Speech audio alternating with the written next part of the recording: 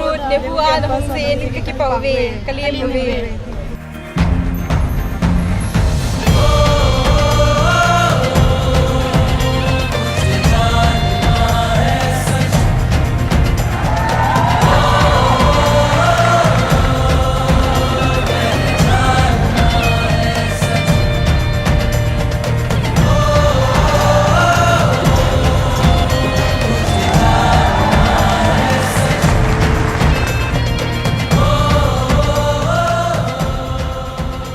Namaskaram and good afternoon to everyone. Well, why this Youth and Truth? How did it come about? Well, in the last 36 years that I've been active with people, it's been a constant refrain like this. Thousands of people asking me this question. Sadhguru, when I was 20, where were you? You came when I'm 60. What is the point? These sort of questions have been a continuous thing that I'm hearing. So we thought we will step out and meet all those people who are below 25 in this country. So this will… right now, as a part of this, in this month, we are doing 18 universities. You are number 16 right now. But we will continue this process for another 3 years. One thing is to speak to the youth.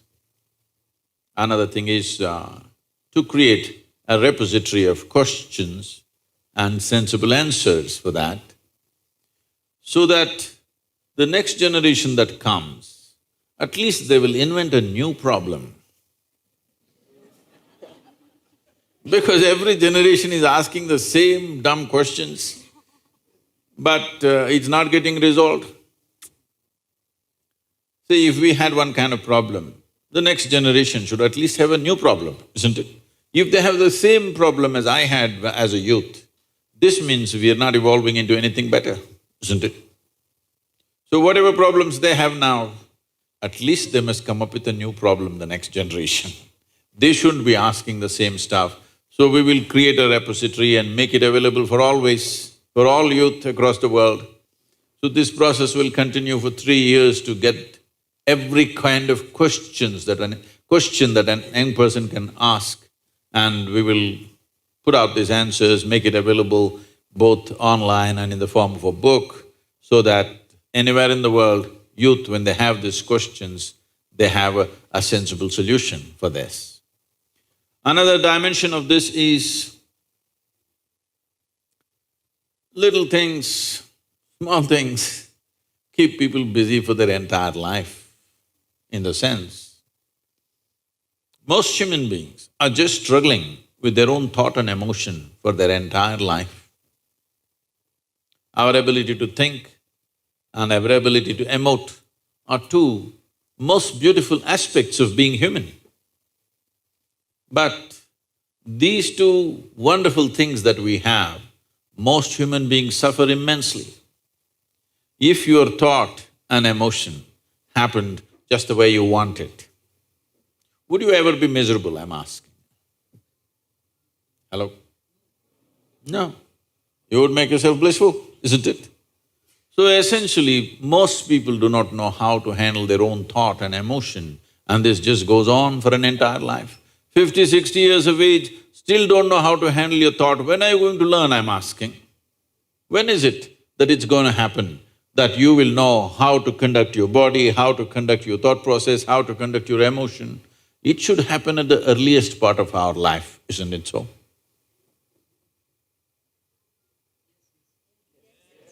Is this usually a nap time in the university? Huh? Should we… how to use this body, how to use this mind, how to use these emotions and energy, should we learn at the earliest part of our life or towards the end of our life? So, it amazes me how for most human beings life passes without they ever figuring out how to handle their thought and emotion even towards the end of their life. Well, if you have to produce a great society, if you have to produce a great nation, if you have to live in a great world, there is no such thing as creating a great society or a nation or a world. Actually, we can only create great human beings. There's simply nothing else we can do. When we say great human beings, in some way, their genius unfolded in their life and suddenly they stood out among many other people. Right now, in my estimate, if my percentages are wrong for Shillong, you must tell me, but generally in the world, looking at people, I think not even 1% of humanity manages to unfold or blossom their genius within them. Every human being has a certain genius, but unless it finds an internal and an external ambience, it will not unfold. Just the concerns of livelihood, concerns of sexuality, relationships, family, some problems, they keep them busy, their genius will never unfold. In my estimate, I'm thinking it's well below 1%. If we can make this 10% in this generation, if 10% of the humanity manage to unfold their genius, oh, we will have a miraculous world, not a simple world, we will have a tremendously miraculous world. So, one thing that's happened, why we are more competent to do that right now is, never before our survival has been as well organized as it is today. Suppose you were in Shillong 1,000 years ago, morning if you want water, go to the river, get one bucket of water. Most people today are not even fit to carry a bucket of water for a mile. Yes or no? I mean, just survival kept us so busy. All these thousands of years, just the simple survival of getting water, food, shelter has kept us full on. This is the first time, if you have the needed money, you can go to your shop and buy everything that you want for the next 1 month and not step out of your house. It's possible, isn't it? Food and shelter and other things are better organized than ever before in the history of humanity. I think this is the best time to make an attempt to really help human beings to unleash their genius. And if we do that in this generation, we can become the greatest generation ever on this planet. The possibility is there. Do we have the commitment and the courage to walk the distance? Because between a possibility and reality, there's a distance. Do you have the commitment and courage to walk the distance? This is all it takes. So we are seeing how we can take youth in this direction, because every human being has untapped genius which comes in a package and goes in the same package without ever being explored. We don't want to bury your genius one day, we want it to flourish in the world. This is why we are here. On to you. Hello. A very good afternoon, everyone. Namaskaram, Sadhguru. At the very onset, I would like to extend my heartfelt gratitude to you, Sadhguru, for sharing this wonderful day with us. It is indeed a blessing to us to have you here. Let me start introducing ourselves to you. We have Riya, student from Commerce Department. We have Abhijit, student from Engineering Department. And myself, Sunita, student from Botany Department. Sadhguru, you have just landed to Shillong. I'm sure you must have enjoyed your journey. How do you like Shillong? Well, it looks like a beautiful place, but I haven't seen much of it. Indeed, Shillong is a beautiful city, but I must say that the beauty of this place has enhanced much more with your presence here. I second that, Sunita. No. It is indeed true. The air itself has changed. It looks more charismatic. Thank you so much for being here with us, Sadhguru. NEHU has been brimming with questions. We received so many questions that it was so difficult for us to come to a few. We've chosen a few, or we've compiled some of the questions asked by you. We will be discussing those questions, Sadhguru, but before that, I would like to brief the audience about today's schedule. So we will be discussing the questions, as I said, asked by you, and then we'll have some questions that we received from social media. from those who have not been able to make it here today. And then we'll leave the floor open to the audience. So if you have any questions, you might as well get them ready. So without further ado, I would request my friend Abhijit to begin with the question. Abhijit. Namaskaram, Sadhguruji. The first question that I want to ask is actually related to me. I'm in the last year of engineering, so now there is a very big decision that I have to make now, and people have told me that if I take decisions from my heart, I'll be successful in life. So, but there lies a problem. The problem is that I don't know which thought is coming from my heart and which thought is coming from my brain. So how can I figure out like which thought is from my heart and which is coming from my brain?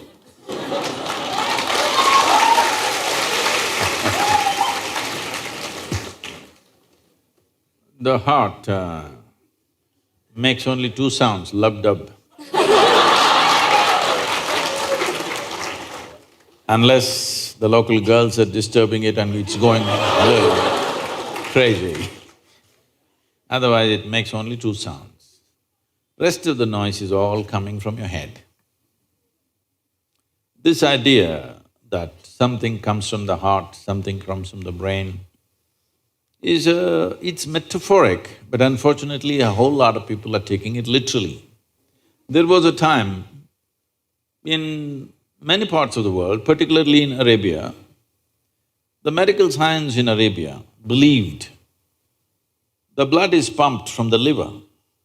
You might have heard Urdu sayings about Kalija, have you? Because they believed blood is being pumped from the liver, because liver is a far more complicated organ than the heart. Heart is a simple pump. So do not give it any more responsibilities other than continuously pumping the blood and keeping you alive. Unless somebody here breaks it. So, about the last year of engineering, I want you to change that language because this happened. Can I tell you a joke? It's okay? Yeah. You're pretty serious about this, that's why I'm asking. This happened. A very celebrated scientist was at a dinner and he was not grandly dressed or anything, he was looking very ordinary. So the lady who was, sitting next to him, didn't pay much attention to him, she doesn't know who he is. But after some time, just to be polite, to make some conversation, "May I know what do you do?" He said, "I'm studying science." She said, "Oh, I finished that in my 10th class." So you're not going to, you're not in the last year of engineering, maybe the course, but not the last year of engineering, because for your entire life, if you learn engineering, when you're dying after 100 years, okay? I'm not preponing it. After 100 years when you're dying, you would still know, if you are a constant learning process, you would still know you know very little about engineering. With that little, many things happen, that's different. So don't be in the last year of engineering. I know the program may be closing, but not the last year of engineering, okay? So, essentially engineering means to have things the way we want. Yes?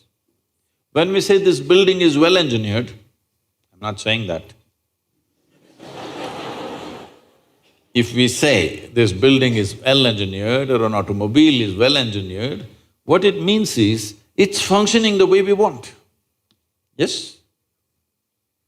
Of all the pieces of engineering on this planet, of many pieces of engineering, a tree is a fantastic engineering, even a mountain is fantastic engineering, because it stood there for 1,000,000 years, that means it must be good engineering, isn't it? Yes? Something that stands there for 1,000,000 years must be well engineered. Of all this, the most sophisticated piece of engineering is human mechanism, isn't it so? Hello? Most sophisticated of all the pieces of engineering. Now, because it's a sophisticated piece of engineering, it needs a certain level of attention, otherwise you don't figure it. Now that we gave you such a highly, high-tech piece of engineering, I'm asking you, did you read the user's manual? I think there is no user manual for now. How can they make such a fantastic piece of engineering without a user's manual? Maybe it doesn't come with a booklet attached to your neck when you were born.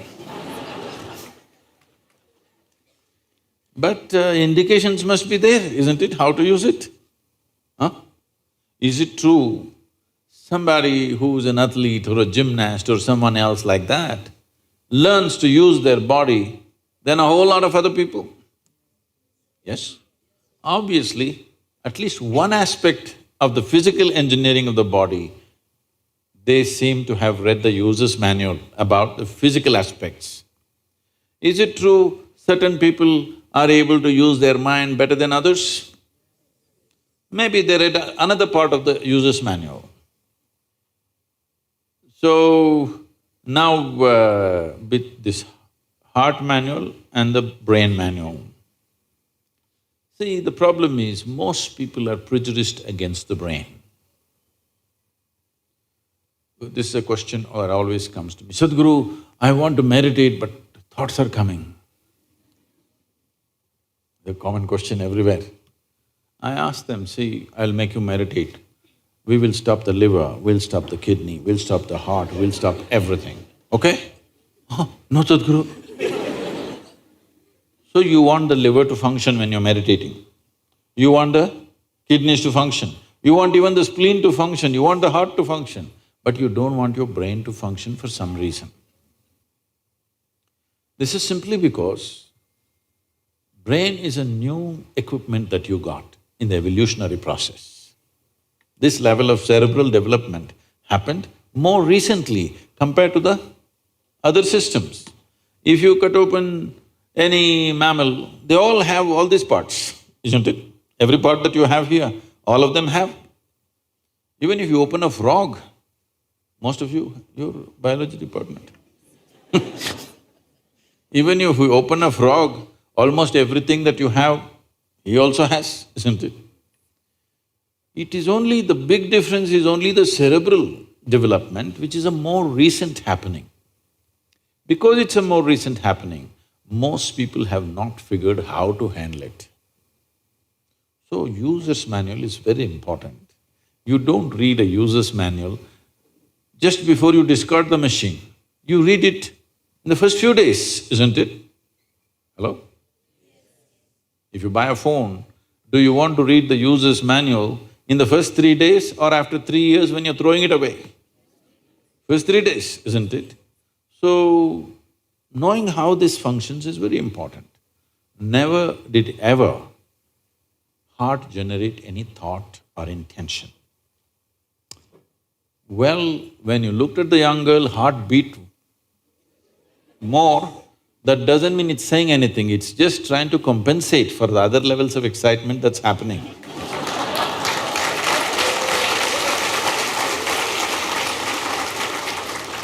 The heart is not trying to say anything, it is only compensating, you need more blood, so it's pumping little harder.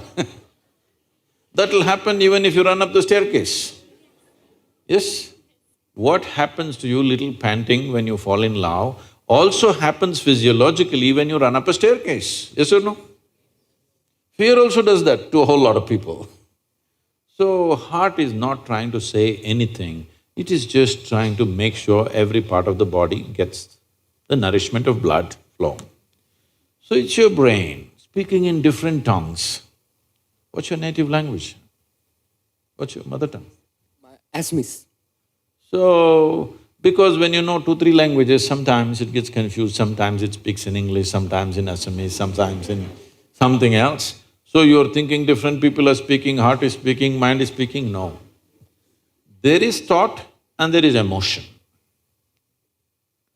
People think these two things are saying different things. They're not saying different things. The way you think is the way you emote, isn't it so? Right now, if I think, oh, she's the most wonderful person on the planet, I just have to think. Then my emotions become sweet towards her. Now I think she's the most horrible creature on the planet. Now my emotions become nasty. Yes or no? I cannot think she's horrible and have sweet emotions. I cannot think she's wonderful and have nasty emotions, isn't it so? But today, I thought she's the most wonderful person and my sweetness was flowing. Suddenly she did something tomorrow that I don't like. I think she's horrible. Thought is agile, it changes direction just like that. Emotion is little sappy. It takes time to turn around. So that period, you struggle as if there are 2 dimensions of thing happening. Because thought is saying one thing, emotion is still going sweet, because it takes time to become nasty. Everybody struggles, but it catches up or no after some time? Hello? Today you thought she's wonderful, sweetness was flowing, tomorrow she did something you don't like, you thought she's horrible. The thought is clearly saying she's horrible, but emotions are struggling because they can't turn quickly. They take time to turn. But after a week or 10 days or 2 months, depending on how deeply you're engaged, after some time, emotion catches up with the thought. Emotion also says, yes, she's horrible, so let's be nasty to her. So, they're not speaking different languages. One is agile, another is little slow in its corners. So, it looks like they're speaking different languages.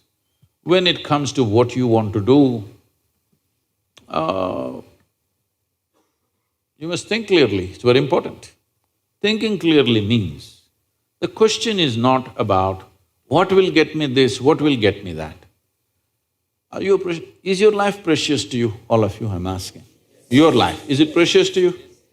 So before you invest this life into something, you must look whether today if I invest my life into this, after 25 years, will it still mean a lot to me? After 50 years, will it still mean a lot to me? At the end of my life, if I turn back and I look, will I be proud of this or will I be ashamed of what I'm doing right now? Doesn't matter what other people say. But you should not do anything that you will feel ashamed of, isn't it so? Huh? It doesn't matter, people say so many things. Everybody has an opinion, it's their business. But you don't do something that you will feel ashamed of, isn't it? Then you're turning against yourself. Somebody turns against you, you can leave them and go somewhere else. If you turn against yourself, you'll have to live with it forever. So, this is all you have to look at it. Something will get you money, something will get you comfort, that's not the point. What you choose to do, will it give you a life? When I say give you a life, are you just trying to make a living or are you trying to make a life out of this? This is important. Making a living is not an issue. A worm, an insect, a bird, an animal, all of them are making their life, making a living, isn't it so? They're even making a life out of it, but definitely they're making a living. So making a living with such a big brain is not an issue. Earning your food is not an issue, making a living is not an issue. Only problem is you want to live like somebody else, that's an endless problem. I want to live is not a problem. I want to live like you, this is a problem. So, it is important, if you consider your life as a precious life, you must make sure you make a wonderful life out of this. Whatever opens up in that direction, that is the thing you should do. But when you're under the pressure of peers, somebody is saying, I'm going to America, somebody says, I'm going to the government job, somebody says, I'm doing this. So one thing that all of you should do before you make big decisions in your life is withdraw from these pressures of peers, professors, parents, everybody. Just spend 3 days to 1 week by yourself, Look at it, what is it that you really want to do? Not under pressure from other people. What does this life want to do? Do that. It doesn't matter what other people think about it.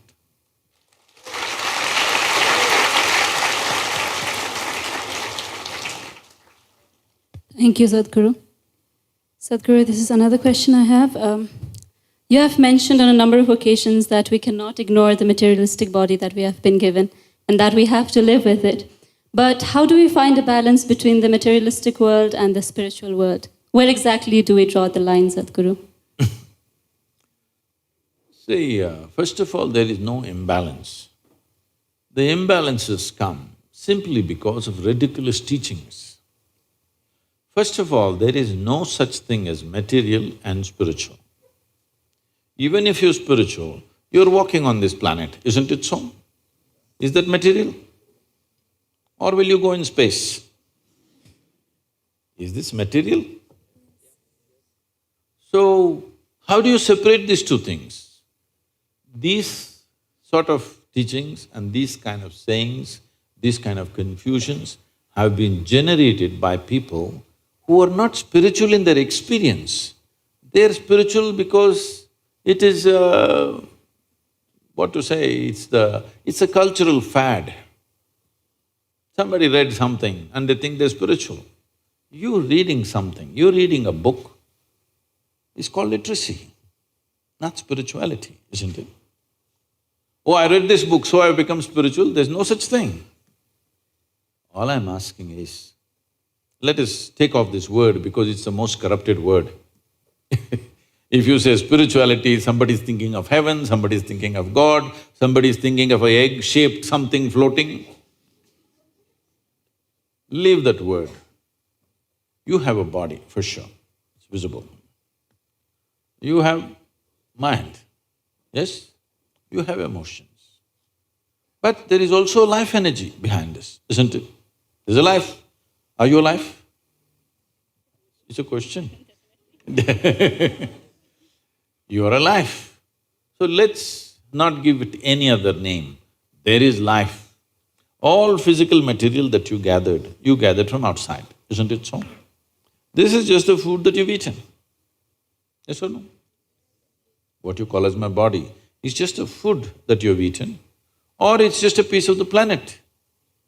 What was soil became food, what was food became flesh and bone. Now we are sitting here. We gathered this body over a period of time. You were not born like this. You gathered it slowly, piece by piece, isn't it? Little by little. Similarly, whatever is in the content of your mind, whatever the content of your mind, also you gathered from outside, isn't it so? So this is a heap of food, this is a heap of impressions. Anything that you gather, anything that you ever gather, you can claim it is yours. But you can never say it is me, isn't it so? Hello? Right now, as I'm speaking, I'll take this vessel. It's become very famous, this vessel. This is my vessel. If I say this is my vessel, you will think, oh, Sadhguru's got some problem. But let's listen, everybody says he's wise. After some time, I say, this is me. Then you say, let's go home. I did not say it, ma'am. I was only suggesting, I was not saying.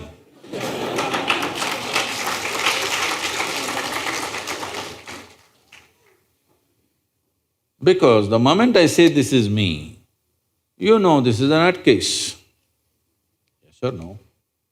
The moment I say I am the vessel, you know this is a lost case, isn't it so? So, this is happening to you every day. Food appears on your plate, you say, this is my food. You eat it, then you say, this is me. Case or no? Hello? You have a psychiatry department also in the university? No, no medicine. VC is saying it'll come soon.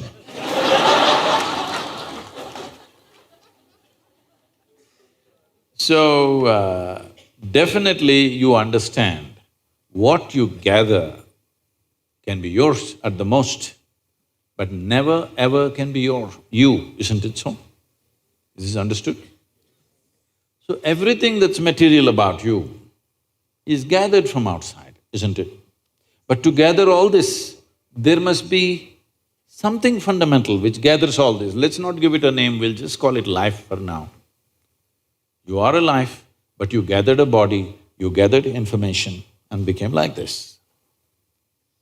Now, if you're only experiencing what you have gathered, that is your physiology and your psychological structure, that means you're going through life process without touching life ever. Just the surface aspects that you gathered.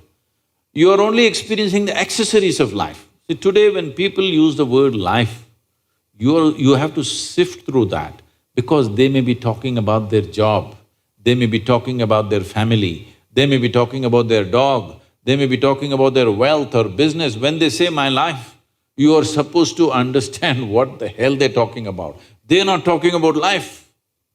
Yes, they're talking about many things. Accessories. Accessories don't make the real thing, isn't it? This is like, for the sake of aesthetics, if you have a skirt, you will add frill to it.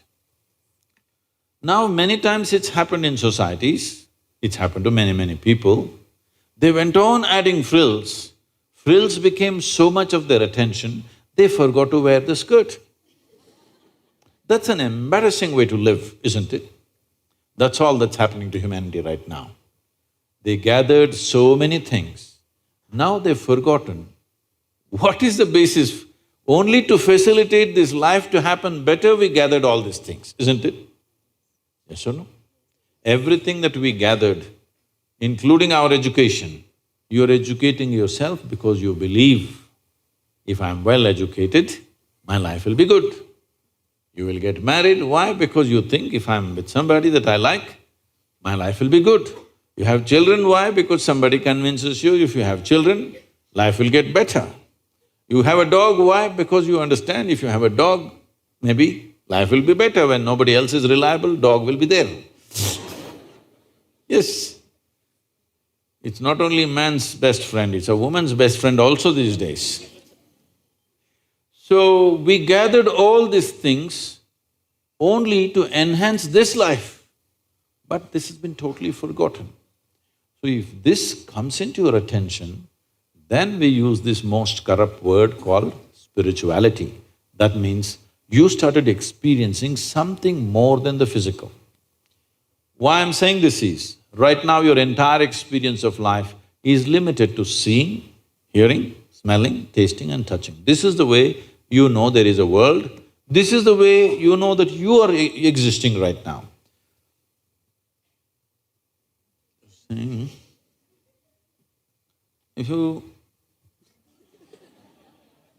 If you just doze a little bit, first thing is I will disappear, in your experience, yes or no? A little more means everybody will disappear. Then you also disappear, isn't it? Yes or no? See, you're alive, heart is beating, even brain is functioning, everything is functioning, but in your experience there is no you, there is no world, there is nobody, isn't it? All that's happened is the five sense organs shut down, that's all. So right now your whole experience of life is only through these five senses. So these five senses in the very nature of things can only experience that which is physical.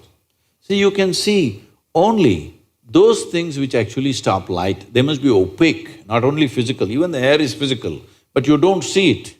Simply because only if it's opaque, if it stops light, only then you see this. Suppose my hand doesn't stop light, you don't see it, isn't it? Do you see my other two hands? No, because they don't stop light. Anything that does not stop light, you don't see. But isn't air vital to your life? Hello? Just because you don't see it, can we dismiss it? Is it very important? Vital. Similarly, the life that you are is not visible to these two eyes, but it is the most vital thing, isn't it? So, there is no need to balance. They're all perfectly balanced, that's why you're alive. Spiritual process does not mean you are going to invent something. Always, spirituality was referred to as realization. Realization means what? Something that has always been there and I was stupid enough not to see it, today I saw it. I did not invent anything, I did not create anything. Something that was always there, I saw today.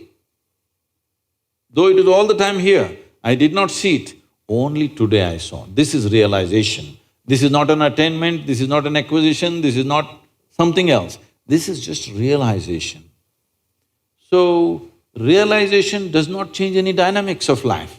It's just the way it is. But because you realized, suddenly you are empowered. Just because we realized the planet is round at one time, it has empowered us in so many ways, isn't it so? If we thought it's flat, which as we did some time ago, no, but we just realized we didn't make it round. It was always round, but we thought it's flat. But one day we realized it's round, how it's changed our life, isn't it? Similarly, spiritual process means just this, you're not doing anything. You just started seeing everything the way it is, rather than imagining it some other way. And seeing things the way they are is the biggest empowerment you can have, isn't it? In your life, whether you want to engineer or you want to run commerce or you want to do biology, first and foremost thing is, you see it the way it is, isn't it? If you don't see it the way it is, everything that you do will be wrong, not one thing. Everything that you do will be wrong. Suppose we thought the earth is flat and made 1,000 calculations about this planet. Everything, not one thing, everything will be wrong, isn't it so? So without realization, not one thing, everything is wrong with life.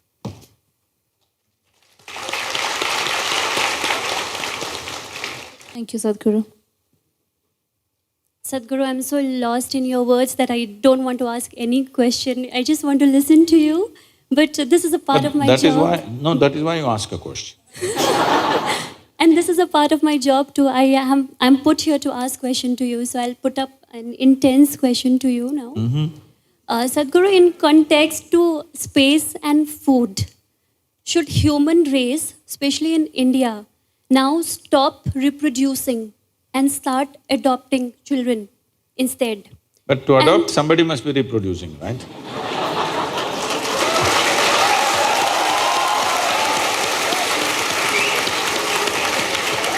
You mean to say… But there You mean to say robotic… No, Sadhguru. I think there are many children in the street that need parents and home. So why don't we bring them to our home rather than reproducing by our own? Why don't we parent them? But in the process of doing so, are we losing the very essence of motherhood? And what is the meaning of motherhood according to Sadhguru? That is my question. See, suppose your mother delivered you and did not show any sense of inclusion, she just left you there. Is it possible that she could become your worst enemy? Yes or no?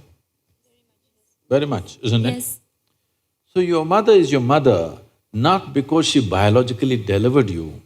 Your mother is your mother because in various ways she showed you that she is holding you as a part of herself. Yes. Just biological delivery did not make her mother. Biologically, yes, because you are from the biology department. But in your experience, she is your mother only because of the level of inclusiveness that she has displayed in her life, isn't it? If she excluded you, she will become your worst enemy, isn't it? Yes. So for this inclusiveness, for you to include somebody, all it takes is willingness. Yes? All it takes is willingness, not biological capacity to get pregnant and deliver. All it takes is willingness. Right now, if you are willing, can you Just look at these people and really see them as your own children. Possible? Possible or no? Maybe you have some issues with some of them, that's okay. I'm leaving those two people.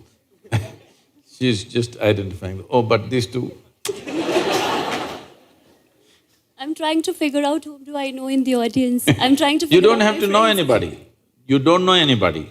But can you sit here like a mother to all of them? If you're willing. Because it's only a question of willingness, isn't it? So the problem is just this, for most people their willingness is coming in installments. I will accept you, but I can't stand this guy. I can't stand this guy, but I hate this person. Like this. Now he has to do many things to me for me to accept him slowly. But if you really look at it, the nature of human beings is such. Take the example of somebody who's closest to you in your life. Sincerely, don't tell me anything. Sincerely, you look into it and see how many layers of resistance you have for that person who is dearest to you in your life. Yes or no? Many layers of resistance. Because of that, we have become like this. Unless something falls out of my body, it is not mine. Even what comes out of your own body is not yours. Children will make you realize as you grow old.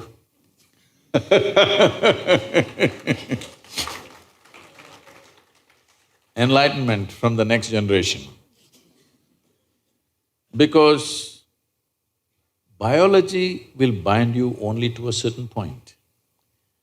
Beyond that, there is human intelligence and emotion and consciousness. If there is no inclusiveness, you will not feel like one. You may be biologically connected, but you may hate each other intensely. Possible, isn't it? But people will fall back on biology because for them, only their blood is functioning, their brain is yet to function. For most human beings, their blood is functioning, genetics are there, stuff is there, but their brain is yet to function. As I told you, it's new, they've not learned how to use it. Generally, they're using it against themselves. They call this stress, they call this anxiety, they call this depression, misery, whatever. Essentially, your intelligence has turned against you, that's all, isn't it so? Hello? You can give it many names. When the psychiatry department comes, they will give you many labels. They have identified some 72 or 74 varieties of mental ailments now. So they'll give you one of those titles. But essentially, your intelligence is turned against you. So, can I tell you a joke? Okay. Because you said it's a very intense and serious question. The biggest problem with human life is, we have taken ourselves too seriously. This is the biggest problem. See, on this planet, you're just a pop-up. Have you seen those pop-ups on the computer screen? They come poop and poop. You are just that on this planet. In the life of this planet, you're just a pop-up for 2 seconds and out. Countless number of people who thought they were bigger and smarter than you have been here before you and me, isn't it? Where are they? All topsoil? Yes or no? This one also will become topsoil after some time, unless your friends choose to bury you real deep, fearing you may raise from the dead. You know, there have been such… This happened. There was a couple in Texas, United States. They were over 75 years of age. It was their life's dream to go to the Holy Land, Jerusalem. But you know, marriage, children growing up, university, marriage and grandchildren, da-da-da. Once you start one thing, it's an avalanche, you know. Many things will happen. Now they're over 75, now they got an opportunity, so they went to Jerusalem. Jerusalem is a place where every cobblestone is bleeding with history. So they walked that street where Jesus is supposed to have walked, felt overwhelmed. Went to that place where Jesus is supposed to have walked upon the water. Like this, they went all over the place. Very excited. Unfortunately, the lady had a heart attack and she died. So the man was preparing to take the body back to Texas. But then the local people came. They said, "This is the Holy Land. This is the right place to die. Your wife has done the right thing. There is no point taking this body to Texas, and taking the body to Texas, the flight charges are $18,000 plus local charges out there for rituals and stuff. Here, because you have lost your wife and you come for America, just $20,000 will finish everything." The man looked at them and then he said, "No, I will take her back to Texas." Then they said, "Okay, it's all right, because you're from Texas, we'll give you a super discount. $12,000, let's do it. This is the place, the Holy Land." The man thought about it and then he said, "No, I'm taking her back to Texas." Then they said, "See, you lost your wife of 45 years. You're not thinking straight. You're distressed. Don't do this. This is the place to die, the right place. Because you're distressed, we'll give you super discount. We'll make it $8,000. Let's do it now, come on, come on." The man thought about it and said, "No, I'm taking her back to Texas." They said, "Why? What's the point?" He said, "In Texas, dead stay dead."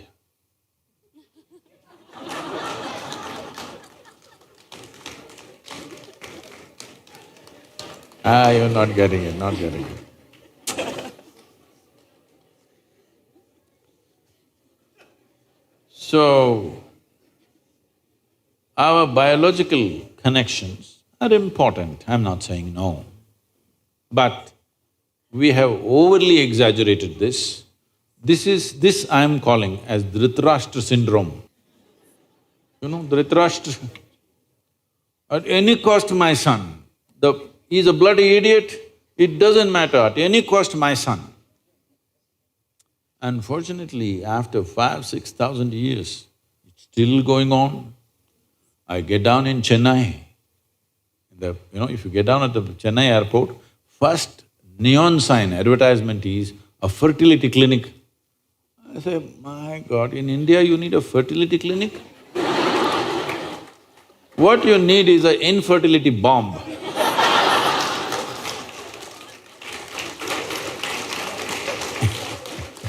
I'm not propounding any kind of philosophy or ideology for you.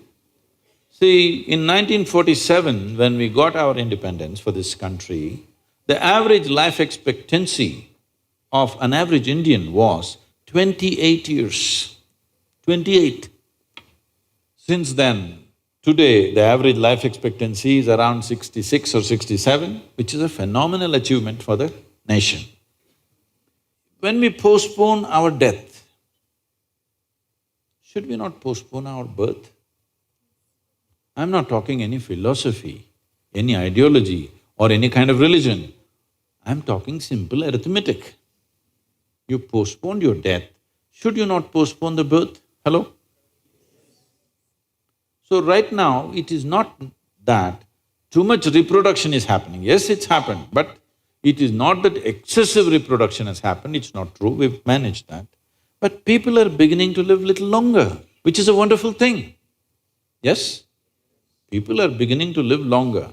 Everywhere you go, I was at the World Economic Forum, there were, at that time in 2008, there were 4 union ministers gloating to the foreign media, "We are the youngest nation in the world, we are the youngest nation in the world, our demographic dividend is like this, like that." I thought, okay, once, twice you say it, it's all right, but they said it half a dozen times.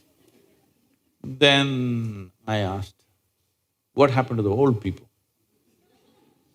They said, no, we are the youngest nation in the world. All right, but what happened to the old people? No, we don't have old people, we are the youngest nation. All right, but why? Because nobody got old, everybody died young. See, is it not unnatural that you don't have old people in a society? Is it not unnatural? Only young people are there means what? Nobody got old? It's a dangerous situation. Yes, well, now people are getting little older, wonderful. So now we must also graduate our reproduction a little bit, calibrate a little bit. In this culture, largely in the Indian subcontinent, at certain times of history, we had it like this: 70% of the population was in family ways of life. 30% was ascetic. They were taking sannyas or whatever, they're never getting into that aspect. Just this managed the population very well. Just this one thing, 30% never engaged in sexual activity or marriage or anything, they did not produce children. So the remaining 70%, even if they had 5 children, by the time the child becomes 15, normally nature made it into 2 or 3, always. And periodically there were wars and people died more easily in the past because there was no such medical thing. Those who were not fit to live, they died. Today we have many things, it's all great that we've done certain things for the human well-being. But we must also understand the land that we live upon also has a life. It's a life by itself. You can't just be occupying every square inch of it and thinking we are doing something fantastic. You're stupid.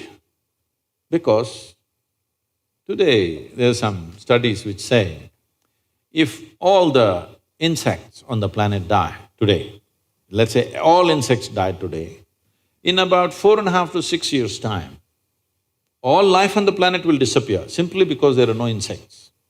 Except deep down in the earth, there are certain microbes which may survive. If all the worms die today, in 18 to 24 months, all life on this planet will disappear, including you and me. If all the microbes disappear right now, all of us will be dead within 1.5 hours. But if all of us disappear, planet will flourish. Yes or no? So one wrong perception that's happened, religions have spread these messages saying that we were made in the image of God. So all other creatures are here to serve us.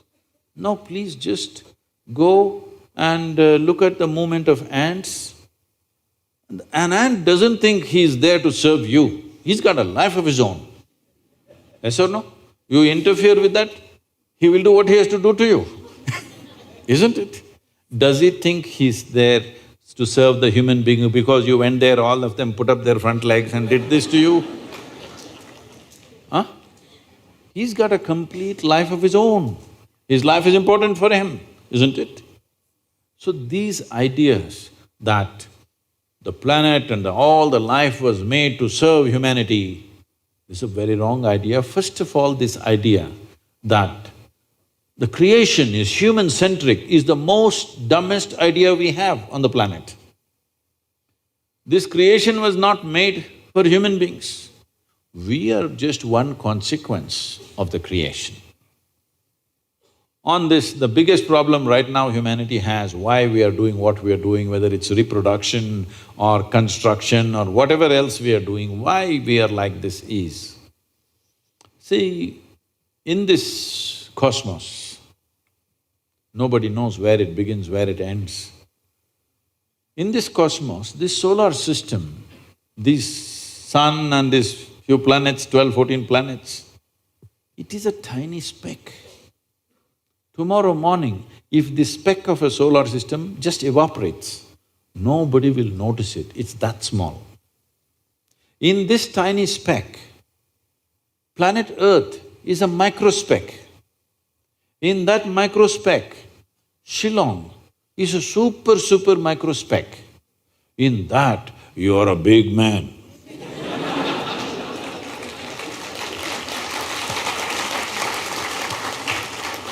This is not a small problem. This is not a small problem, this is a very big problem. So everybody wants to leave their footprint. Reproduction largely is a footprint. People want to leave a footprint. I'm not saying nobody should have children, nobody should have children.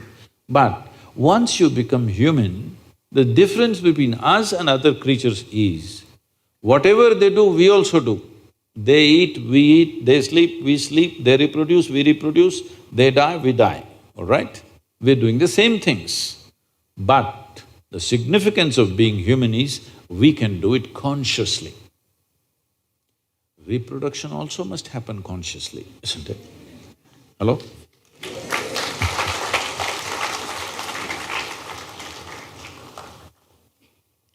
Thank you, Sadhguru. Sadhguru, how can a person stay committed to someone in a relationship? Is it natural to love someone and yet be sexually attracted to others? What should be the proper course of action that should follow, or how does one handle this? See, there is a psychological integrity, there is emotional integrity, but there is a biological integrity also. Integrity does not mean morality. Integrity means you create a situation where it works best for you. So when we say integrity, suppose I say, there is a certain integrity to my body, this means it's strong and resistant to a whole lot of things, isn't it?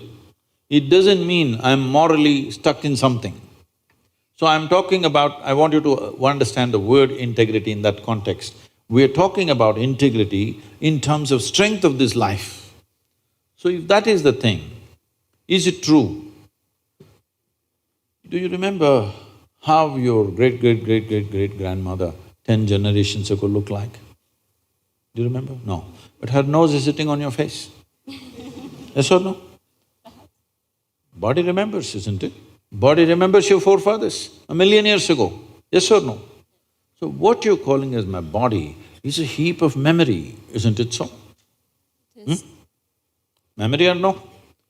See, now from Nepal you came to Shillong, you eat a lot of this Meghalaya food, your features won't change because your body remembers what is your genetics, no matter what. Or you start eating, let's say, cow's food or dog's food, your body will not get confused and become a dog or a cow because there is evolutionary memory in this. Do what you want, it never gets confused, isn't it? You start thinking I'm a dog and start barking like one, still the body won't change. Yes or no? Mentally you can, but body has such a deep-rooted memory. So this entire body, what you have, is essentially a certain integrity of memory. If that loses that memory integrity, then you will see it will become vulnerable to so many things. Now, the nature of the body is such that anything that you touch with a certain level of involvement will naturally absorb that memory. Not mentally, physically it'll absorb that memory. Traditionally in this culture, we call this runanubandha. You heard of such a word? Runanubandha. What this means is physical memory that you gather. Why people… you will see this with people, let's say in their home, they will go and sit in one place. This will usually the older people you will see, they want to go and sit in the same place. They won't sit in another place. Have you noticed this? Even your dog, he comes, if he wants to sit here, he'll smell this, he'll smell that, he'll smell that, he'll smell that. And after much searching, he will settle down in that particular place. Next time you chase him somewhere, he comes, he goes and sits in the same place. Because there is memory. Today there is forensic equipment where you're sitting here right now, you went away.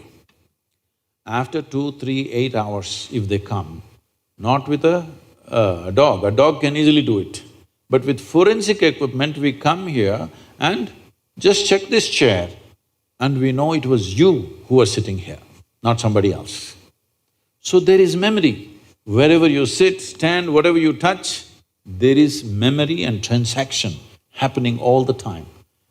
Well, you come from Nepal, in India also it's very much there, in south is very strongly there, north maybe it's become weakened. People never give salt to another person. Do you know this? Here also? If somebody gives you salt, you say, please keep it there. Because there are certain materials which transmit memory much better than others. Salt, sesame seeds, lemons, like this, if you give traditional people, they'll say, keep it there, I will take it. Because they don't want to develop runanabandha with you. Now, in India, if you see older generation of people, if you try to shake their hands, they'll do like this, because they don't want to get runanabandha with you. Because the idea is to keep the integrity of your body's memory in such a way that it doesn't become vulnerable to other things, that you become a very integrated life. If you want to nurture yourself to be a certain possibility, then you have to maintain the memory integrity. This is what runanabandha means. You keep your physical memory to the minimal. A sexual interaction is something where a huge amount of memory is taken from one to the other. So, always, not in this society, everywhere else, forever people saw the advantage of keeping that memory to the minimal. If you make that memory very complex, you will see to be at ease will become very difficult after some time. There will be pleasure, but there will be no joy in your life. You can observe people, don't go by what I'm saying. You can observe people, they will have pleasure, they will giggle all the time, but you look at them, there is no joy in them, there's no ease. Because the ease will go away with excessive memory. This is not only with sexuality, there are many other things that you do like this. Right now you see this very much in the Western societies. Wherever I go, especially in America, people will come, Sadhguru, where is my hug? I say, it must be with you. Why is it with me? It is not like at a certain moment when you feel close to somebody, you hug them. It's like all the time you have to touch people. Because today's psychiatrists are analyzing these things and saying that is because they have not been sufficiently touched by their mothers and parents at an early age. When they grow up, they're desperately longing to touch somebody all the time. All these things have a serious impact on one's life. How much physical contact when the child is born, this will determine how much physical contact they will long for later on. And the memory of what an infant picks up from the mother at that time, because till a child becomes 4.5 years of age, in many ways, energy-wise, it's not a separate life. It's still attached to the mother's body. Actually, if by nature if people go till then, they must be drinking the mother's milk and connected up to 4.5 years, that's how naturally it was. So, the energy doesn't mature. At that time, more and more memory that you get from the mother is better and better to strengthen this. But once the child begins to move out and becomes an individual, life is organizing itself. People come to me and say, Sadhguru, can you bless my daughter, can you bless my son? First thing I ask is, how old? If they say 15, 16, 18, all right. If they're over 21, I say no. Because me blessing you, blessing will not go to your child. You may still think emotionally that's my child, but as far as life is concerned, it's become fully separate. Generally, the course of life is considered to be approximately 84 years or 1008 cycles of the moon. The cycles of the moon and our body is very directly connected. Only because our mother's bodies were in sync with the cycles of the moon, we are born, otherwise we wouldn't be born, isn't it? Hello? So, a full life is considered 1008 cycles of the moon, which will approximately considered as 83 to 84 years. So if one crosses 84, it's considered a full life. In this, the first quarter is the only time when it is connected to parentage. After that, the child must move, because energy-wise, you cannot connect those two lives anymore. So that is when the longing, if you have not created enough integrity within yourself, the longing for another body multiplies. Even though the hormonal phase may be higher between 15 to 20, the longing to bind and bond with somebody increases after 21 years of age because unknowingly you're like a satellite who fell off the main mother. You come off the motherboard. Now you want to attach to something unless you find some integrity. This is why between 12 and 18, one must do lot of sadhana to strengthen the body so that you don't desperately bind yourself to something or somebody. You must consciously, if you wish to take a partner, it must be a conscious process. If it's a compulsive process, then you will pay the price for it. This is not a question of morality. It is not that this is sin, that is sin. The question is, what is your priority in your life? If your priority is to make this life rise to a higher possibility, then you must be conscious. If you want to somehow live and go, it's okay.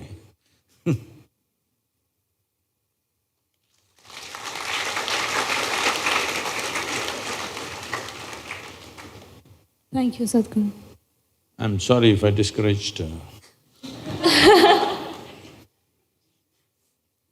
just answered my question, Sadhguru. Thank you so much for that. Sadhguru, we all believe our life is precious, and I believe that our body is equally precious after we die.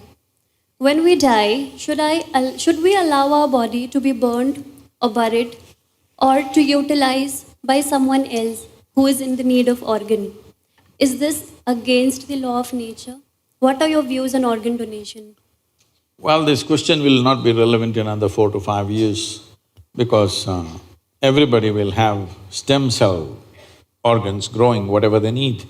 You can have a spare heart growing in case somebody breaks it and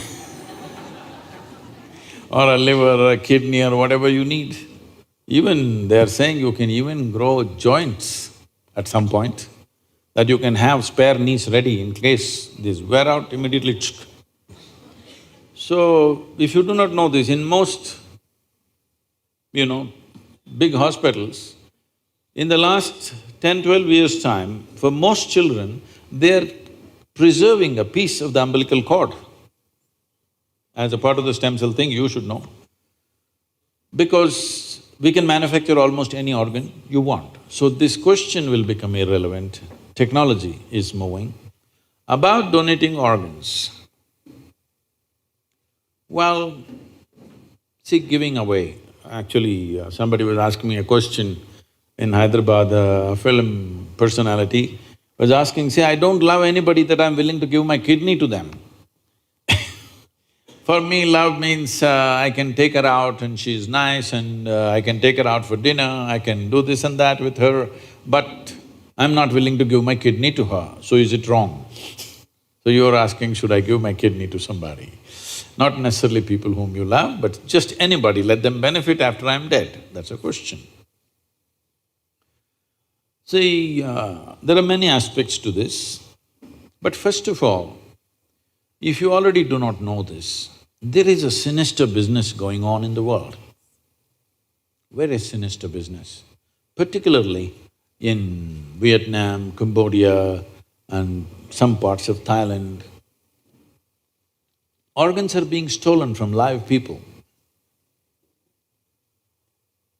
Once you campaign for organ donation, inevitably you will drive the societies there because you may be biology, but she's in commerce. If you talk about organ donation, she will see how to make a business out of it. Yes, isn't it? Somebody will look at it as an enterprise. Already it's become a sinister enterprise. In many African countries, this is happening. People are held down and their organs are stolen. This is happening.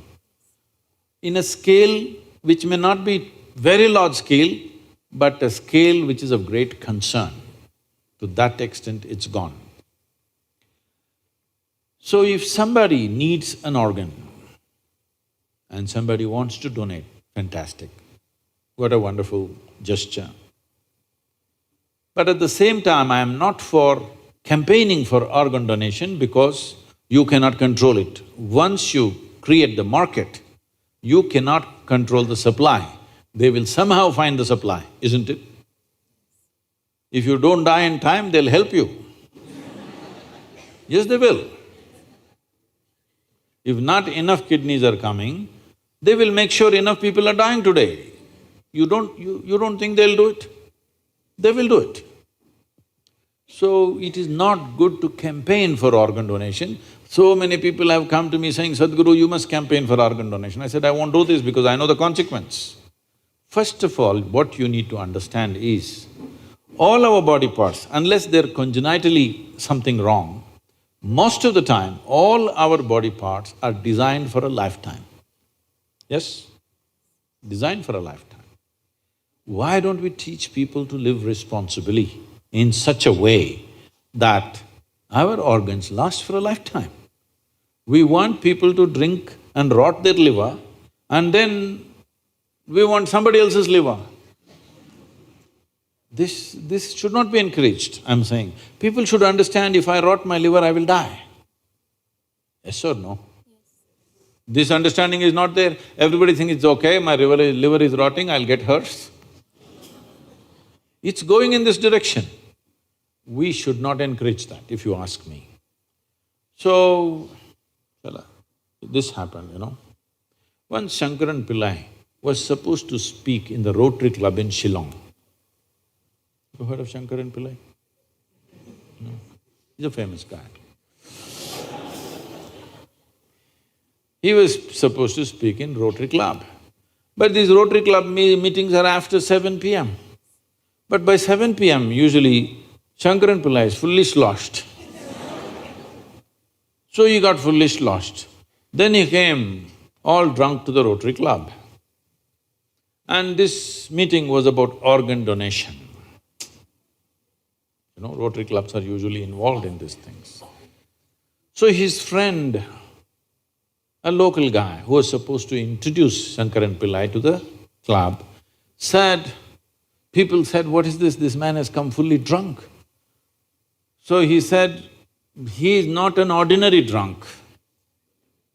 Because he is so committed to organ donation, he is preserving his organs in alcohol.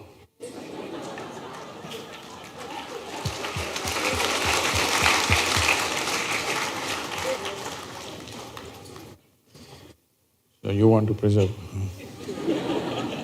It's most important that every human being takes this responsibility. The organs that are given to me by nature will last for a lifetime.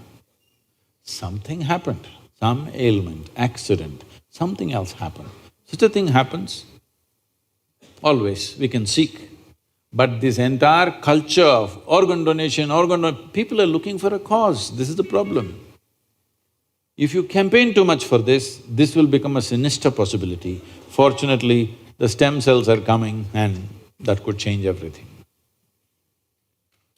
Thank you. Thank you, Sadhguru.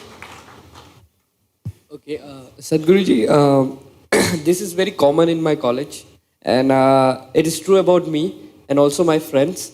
So, I'm in love with a girl, and and what happens is that I don't have the courage to talk to her, and this is a like self-doubt that I have. I think that I don't deserve her. So, what to do on this regard? You are in love with a girl or you've fallen in love with a girl? Actually, I fall in love. Oh. This happened. Before he became a drunk, he was at the Shillong University. Shankaran Pillai. And he was doing his PhD. So one day he went to his mentor professor and said, sir, I need your help on something very important. So the professor said, yes, that's why I'm here, please tell me. Then he named a college beauty and he said, sir, I'm completely in love with her. I need your help on this. What do you mean you need my help? I'm not here to help you on those kind of matters. I'm here for academic purposes. He said, no sir, I'm really 50% successful, you just need to help me with the other 50%. He asked, what is 50% success anyway? He said, I'm completely in love with her and she doesn't know. The other 50% you must help me. So, just enjoy the love affair because because now it's totally in your control. If you also bring her into the picture, now she will take charge of it.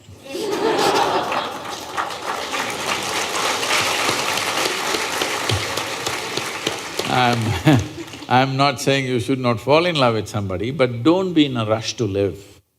At this stage in your life, see how to build yourself up into a worthwhile life, then things will come to you in a certain way. If you rush into life too early, then other aspects of growth will it'll get stunted. Because you got emotionally entangled, now the girl says, I'm going to come with you tomorrow morning.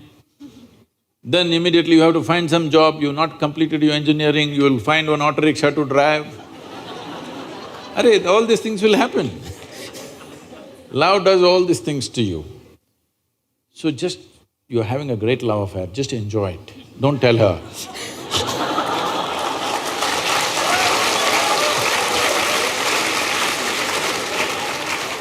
Sadhguru, I think he also kind of, wanted to know about self-doubt that he has, although the context was that, but he's primarily asking about self-doubt.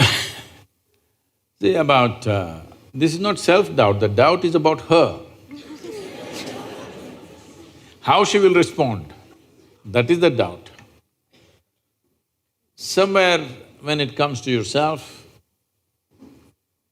the question of whether I'm good enough for something, not good enough for something, you should not worry about that. You must just see every day how you can be a better human being than the way you are right now. And then the world, the way it responds, tells you whether you're good enough or not.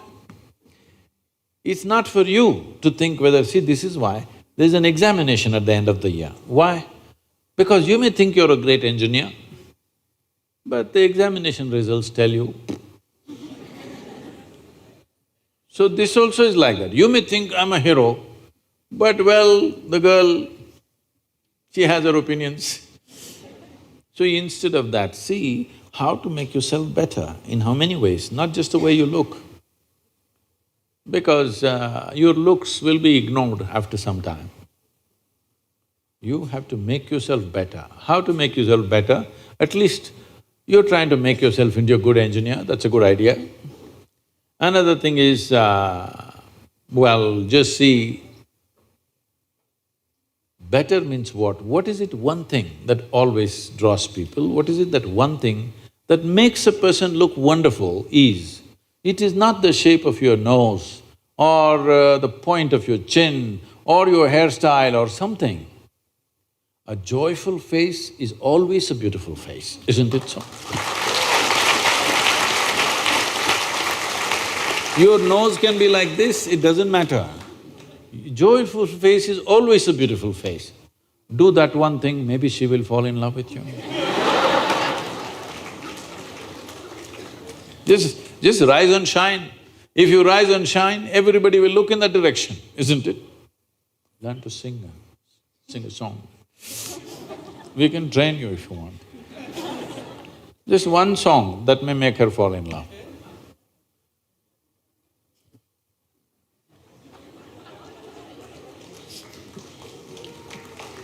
You should soon join the school of Isha for singing courses. Thank you, Sadhguru. Next question is rather controversial, and you have also addressed this, but we are putting it again here because it is quite relevant. As is known that the majority of population in the state of Meghalaya is that of beef eaters. With the government banning consumption of beef in mainland India, people have an idea that the government is trying to control the very food habits of the citizens of a democratic nation.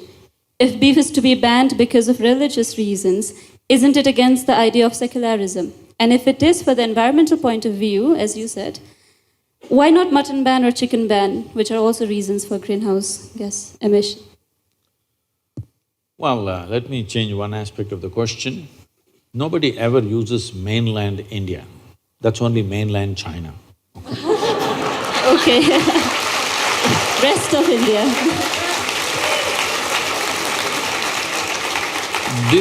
This is also mainland India only. It is just that which is being misunderstood now because of certain things that have happened is, when Jawaharlal Nehru talked about building roads and bridges and industry across the country, including dams, because at that time we thought dams were the biggest things we could do. Now our ideas have evolved into something else. When there were plans for Northeast, he was advised that don't touch Northeast. It is pristine nature and tribal cultures. Do not try to modernize and destroy this. It's best it is left like that. So, initially it was a conscious decision not to touch Northeast because people were beautiful, they were living in their own ecosystems. There was no need to bring simply cars and trains and airplanes and make them like the rest of the world. They were doing great by themselves. But later on, development started happening in unplanned ways, little bit. At that time, they should have decided. But because the same party was in power, they respected the decision that Jawaharlal Nehru made. When he made the decision, it was a conscious decision. After that, it was just an emotional stuff, for which northeastern region has kind of paid a little bit of price. I wouldn't say it's a price, because living in pristine nature without all the rubbish that you see in the rest of the cities, I think it's a great thing. But today, because of connectivity, because everybody is watching on the television, on the internet, how big cities are, how New York City is, how London is, how something else is, when you did not see any of those things, I think people here were doing fine by themselves. That way, the only country which has made a conscious decision like this and successfully going with that is probably Bhutan. Everybody else has succumbed to Western ways of life and they think we also have to become like that. Now it's unstoppable everywhere, including Northeast. Here, if you do not know, some 15,000 kilometers of highways being planned. Once that happens, entire India will be driving all over Northeast, okay? I went to Ladakh and you won't believe, I went to Siachen for the yoga day. Thousands of motorcycles, all kinds of people who have no idea how to balance on two wheels also or on motorcycles. Everybody renting a motorcycle, getting a license right there. There's a motorcycle rental, next to that we'll organize licenses for you. Right there, instant license and hundreds of motorcycles everywhere. It is no more the Ladakh, pristine Ladakh that it was, simply tourists and traffic jams on the mountains, unbelievable. Well, that's going to happen to you because you asked for development. Because this is the kind of development that's happening in the world, unfortunately. Everything in excess. And in 15-20 years it'll happen, this government has decided to put railways, airways and roadways and everything. So, we can think it's development. It is also a certain loss to the country because tribal cultures will be totally lost, pristine forests will be lost, everywhere there will be picnickers, okay? Not wildlife enthusiasts or something. Picnic people will be all over the place. So, having said that, now the reason why it is banned in many major states in the thing and at the same time they have not touched this here is, in those states there is a huge emotion about that. Democracy, you talked about secularism, democracy is always about considering the concerns of the people. When there is such a big emotion, it's better you take that into thing. And everybody thinks this law came in the last 4 years. No, this law has been there since 1950. So this has been the way we have been running the country. We make a law and we don't have the courage to implement it. Now some hothead on the street, he decides to enforce the law. When mob tries to enforce the law, it will happen in cruel ways. It will happen in ridiculous and in archaic ways of doing things. So this is something we must decide. If we make a law, do we have the courage to implement the law? Do we have the means to implement the law? Otherwise, better there is no such law. So now, in the major states, if you do not implement it, there will be backlashes, there'll be violence. So implement it, there is some kind of grouse happening, a small group of people. It's better to manage them rather than create a on-the-street battleground, okay? You don't want that right now because we are poised for economic development. Everything is being done to see social unrest doesn't happen. So here traditionally, see even in India, this is a very gender-biased law. You can only not slaughter a female cow. You can slaughter a bull, you can slaughter a buffalo. Look at this, gender discrimination. You can slaughter me but not you.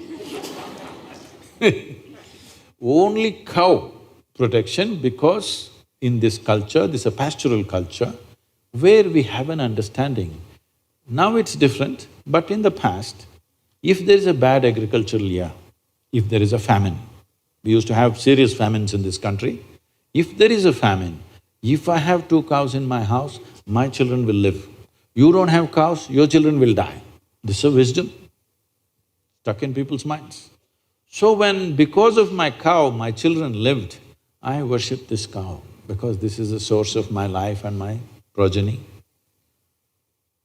So there is a very deep engagement with the cow, in the sense when I was growing up, we were never fed milk from multiple cows. That specific cow, it has a name, and every day they will take you there and you at least give something, one banana, one little grass or something to the cow, and always my grandmother will be saying that this is you're like your mother, you're drinking milk from this cow, you must be always grateful to this cow, this kind of thing. Like there's a huge emotion between you and that cow because you're drinking its milk biologically and emotionally you're connected. You're not drinking dairy milk which is million cows and buffaloes and we don't know what else. So this has been the culture. Because of that, because we've drunk the milk of this cow, if we tomorrow want to eat the cow, that is considered cannibalism, not cow slaughter. I want you to understand this. It is deep-rooted in us because like our mother, this cow gave us milk. Tomorrow how to kill it and eat it up, this is considered cannibalism, and we said you never kill the cow. But they allowed other big animals to be killed also. And this methane gas you're talking, this is not a problem in India, this is United States problem. All the statistics and stuff, we just import it from the West and we think it's like this. In United States, how the cows are kept is a completely different matter.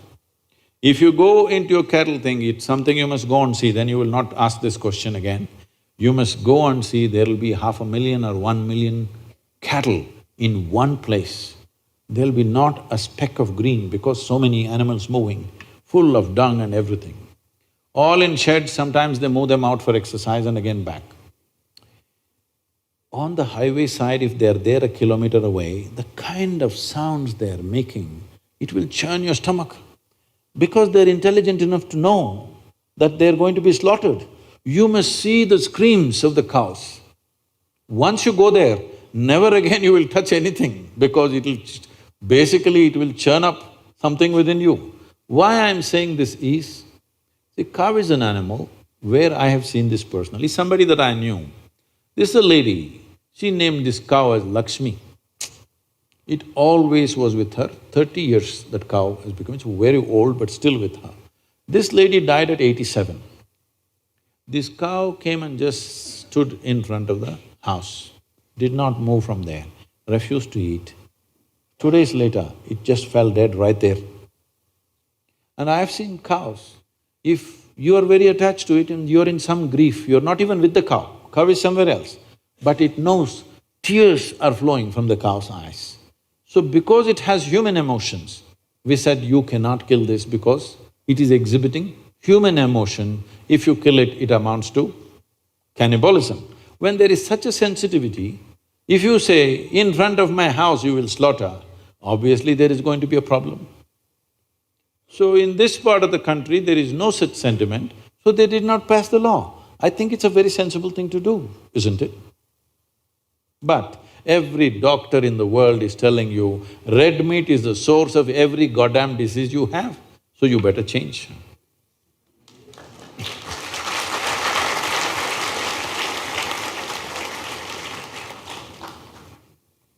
It is not a religion, it's a certain sense of humanity. Humanity finds expression in various kinds of aesthetics. This is our aesthetic. What about the minorities living in those areas, Sadhguru? They can eat whatever do else they not. want. But when it is imposed, the ban is imposed, they cannot. Suppose I like to eat you. You denying me my food. I enjoy human flesh.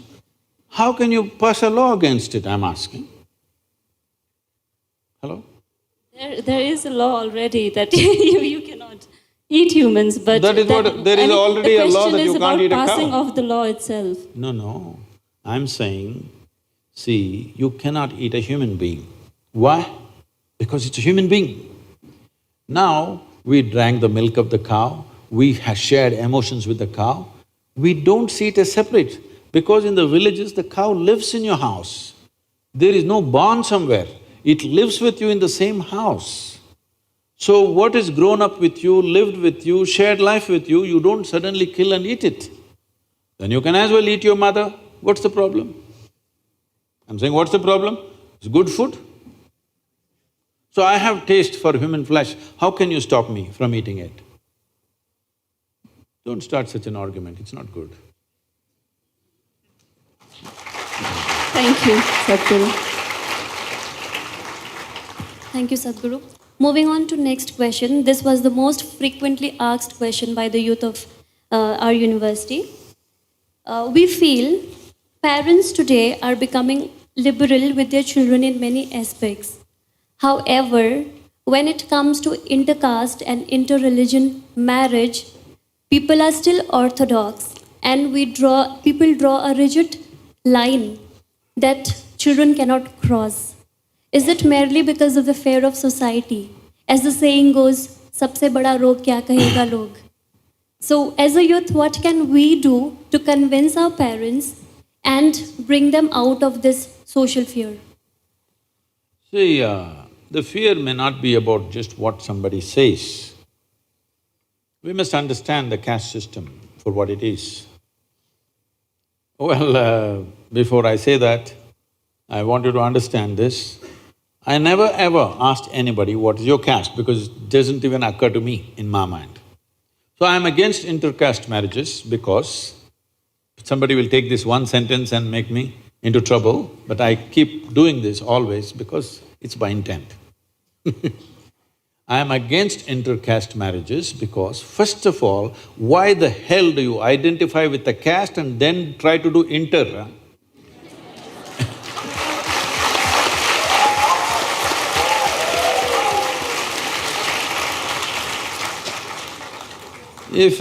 When I was young, if I wanted to marry somebody, I won't even bother what the caste is, I never asked. Actually, this happened to me. My wife, I never asked what's her caste. I just came home one day and told my father, I'm marrying this girl. He asked, who is she? I said, her name. I only knew her pet name, I didn't know her full name. Because that's what I called her. Then he asked, who is her father? I said, I don't know.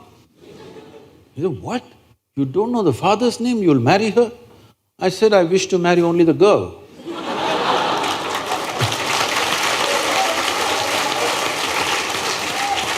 I don't wish to marry her father, nor his property, nor his khandan or anything, I'm just marrying the girl. So what caste are they? I said, I don't know. What, you don't know their caste? I said, I don't know. Because except what people have told me, even I don't feel my caste anywhere. I have uncasted myself completely, I'm not cast in anything. So I didn't check her caste either.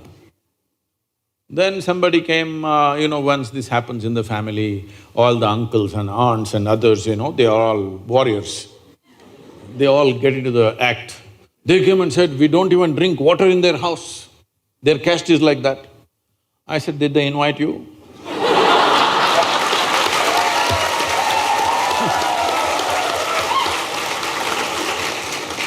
They have not invited you to come home. Only after they invite you, whether you want to drink coffee or whatever, we will see. Right now, they have not invited you, nor am I planning to take you to their house, nor am I planning to go to their house. I'm just marrying the girl. They couldn't believe it. I said, why, how can we do this? Our families can't sit together, they're caste.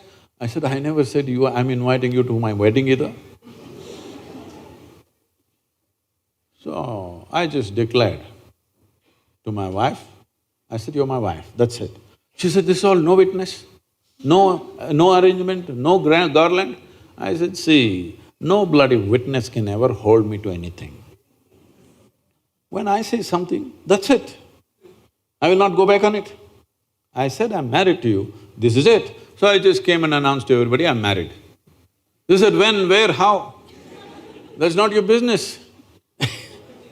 This is my wife, then that's it. So I'm saying, first of all, why do you caste yourself and then why do you intercaste yourself? Not necessary.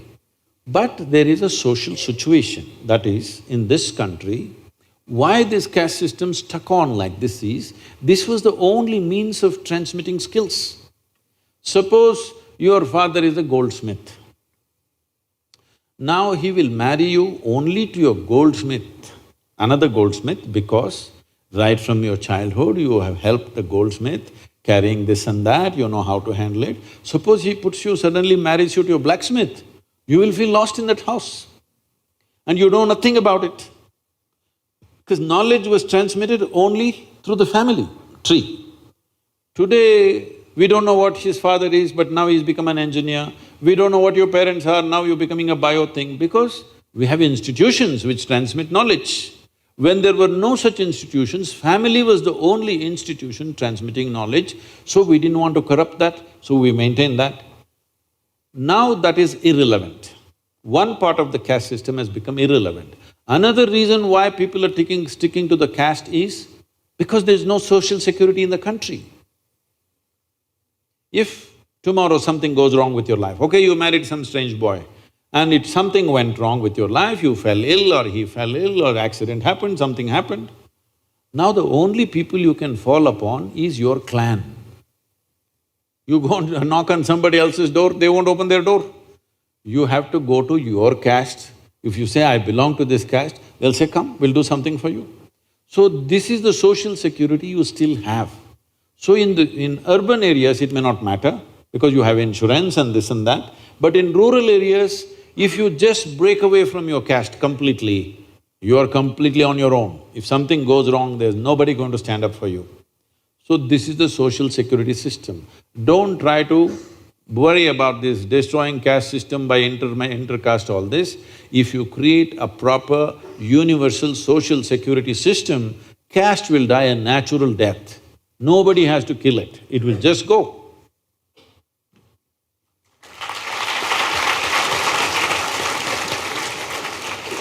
Sadhguru, this is the final question of the round.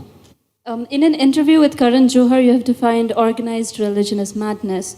But the matter of fact is that the majority of the people in the planet do identify themselves with one religion or the other. And in the process, they create some kind of wall between those of different faiths. So what can we as youth do to break that wall and help everybody live united? People divide themselves in so many ways. As you just now said, mainland India. We'll pardon you because you're from Nepal. Mainland China, mainland India, not like that, just India. Now, the thing is, see, for a whole lot of people, they're not in such a level of consciousness right now. If it comes to me, I'm like this, I have no struggle within me for anything. So I don't look up, because I know the planet is round and it's spinning. If I look up, I'm looking up in the wrong direction. But for somebody else who is fearful, somebody else who's not figured their life, for them just believing there is somebody up there gives them solace. They're going to open the psychiatry department. But you will see psychiatry is very inefficient because you can treat only one patient at a time. And you need lot of furniture like this, you need a couch, But now, God is holding your hand, don't worry. A whole lot of people, they're managing their psychological balance. It's true or false is not your question.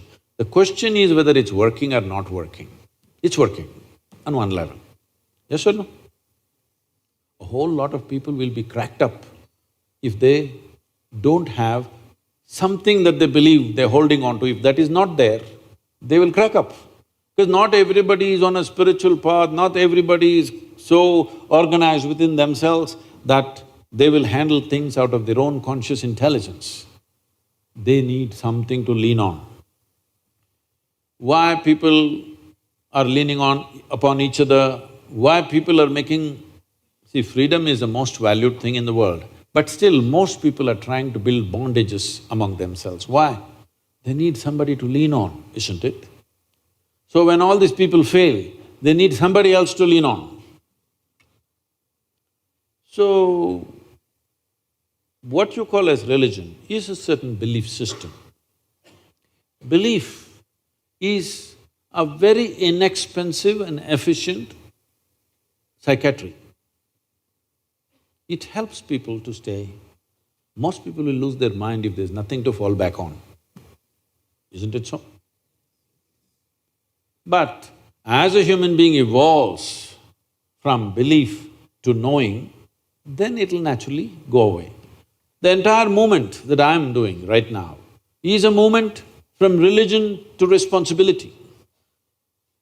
What this means is, religion means God's will. When is it God's will? When things go wrong. Yes? It's also an insurance for failure. When things don't work out, it's God's will.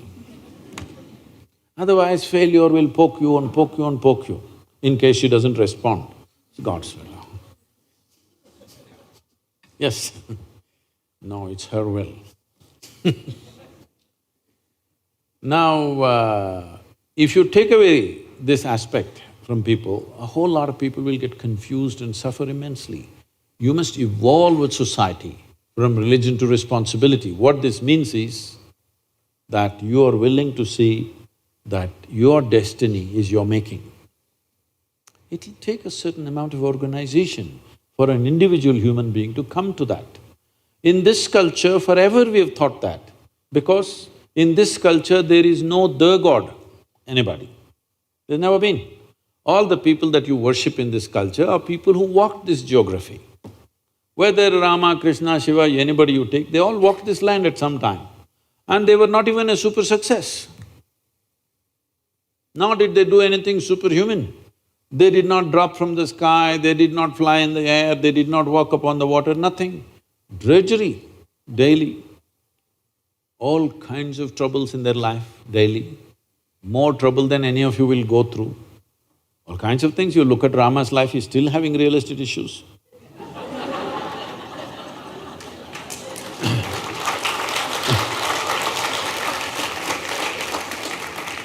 So, even during his life, he lost his kingdom, went to the jungle, lost his wife, went and got her back, again lost her, almost killed his children. Then he never saw his wife. She means a lot to him. If he was that kind, that if his wife was kidnapped, he found a local girl immediately. I mean, he's a king, he could have found another wife, all right? Any man could have found. But he walked nearly 3,000 kilometers down to get her back. Fought a war, burnt a beautiful city and got her back and again lost her. This is not a successful life. But the reason why we are bowing down to him is because no matter what life did to him, he stayed free. He did not become resentful, he did not become hateful, he did not even become reactive to anything, nor did he become a recluse. He participated, fulfilled all his duties, whatever he has to do, all his responsibilities as a king. He has personal grief, but that personal grief never became a part of his consciousness or his actions in the world. To such an extent, when he came back after killing Ravana, he wanted to go for 1 year of penance in Himalayas. His brother Lakshmana asked, "Are you crazy? This man kidnapped your wife and after so much difficulty we got her back and now you want to do penance for having killed him?" So Rama said, he had 10 qualities. 9 are all treacherous qualities. I don't mind killing them. But one aspect of him was he was a great devotee. Unfortunately, I had to kill the devotee also. For that, I want to do 1 year of penance. Because the man is free from all these things, when one is free, in this culture we say he is attained to mukti or moksha. The highest value has always been liberation, not God, not heaven. Always liberation. Freedom has been the highest value. Because of that, we worship him, look up to him. We didn't say he is the God. He is somebody worth emulating because he represents freedom, no matter what. See, this is something you must understand. You cannot decide what life throws at you. But what you make out of it is 100% yours, isn't it? So the important thing is that you must grow. If you want to grow with God, please grow with God. If you want to grow without God, you grow without God. But you must grow. That is, you must grow towards your ultimate freedom. That's important. So, what you call as religion never existed in this land. Various kinds of spiritual processes. And anybody who emulated, who was worthy of emulation, we started worshipping all of them. Today, a lot of people are worshipping Tendulkar as cricketing god. See, it's very appropriate for this culture. If somebody excelled in something beyond what you consider normally as human, we say he's a deva, okay? Arjuna is worshipped as a… yesterday I was at the award ceremony, Arjuna award for everybody. Simply because he excelled in archery in a certain way, now we're saying he's an archery deva, okay? So if you excel in your microbiology, we will say you are a microbiology. This is happening in the world. See, here we are doing it culturally, but is it not happening everywhere? People are almost worshipful about Albert Einstein, aren't they? People are almost worshipful about Mahatma Gandhi, aren't they? People are almost worshipful about Nelson Mandela, aren't they?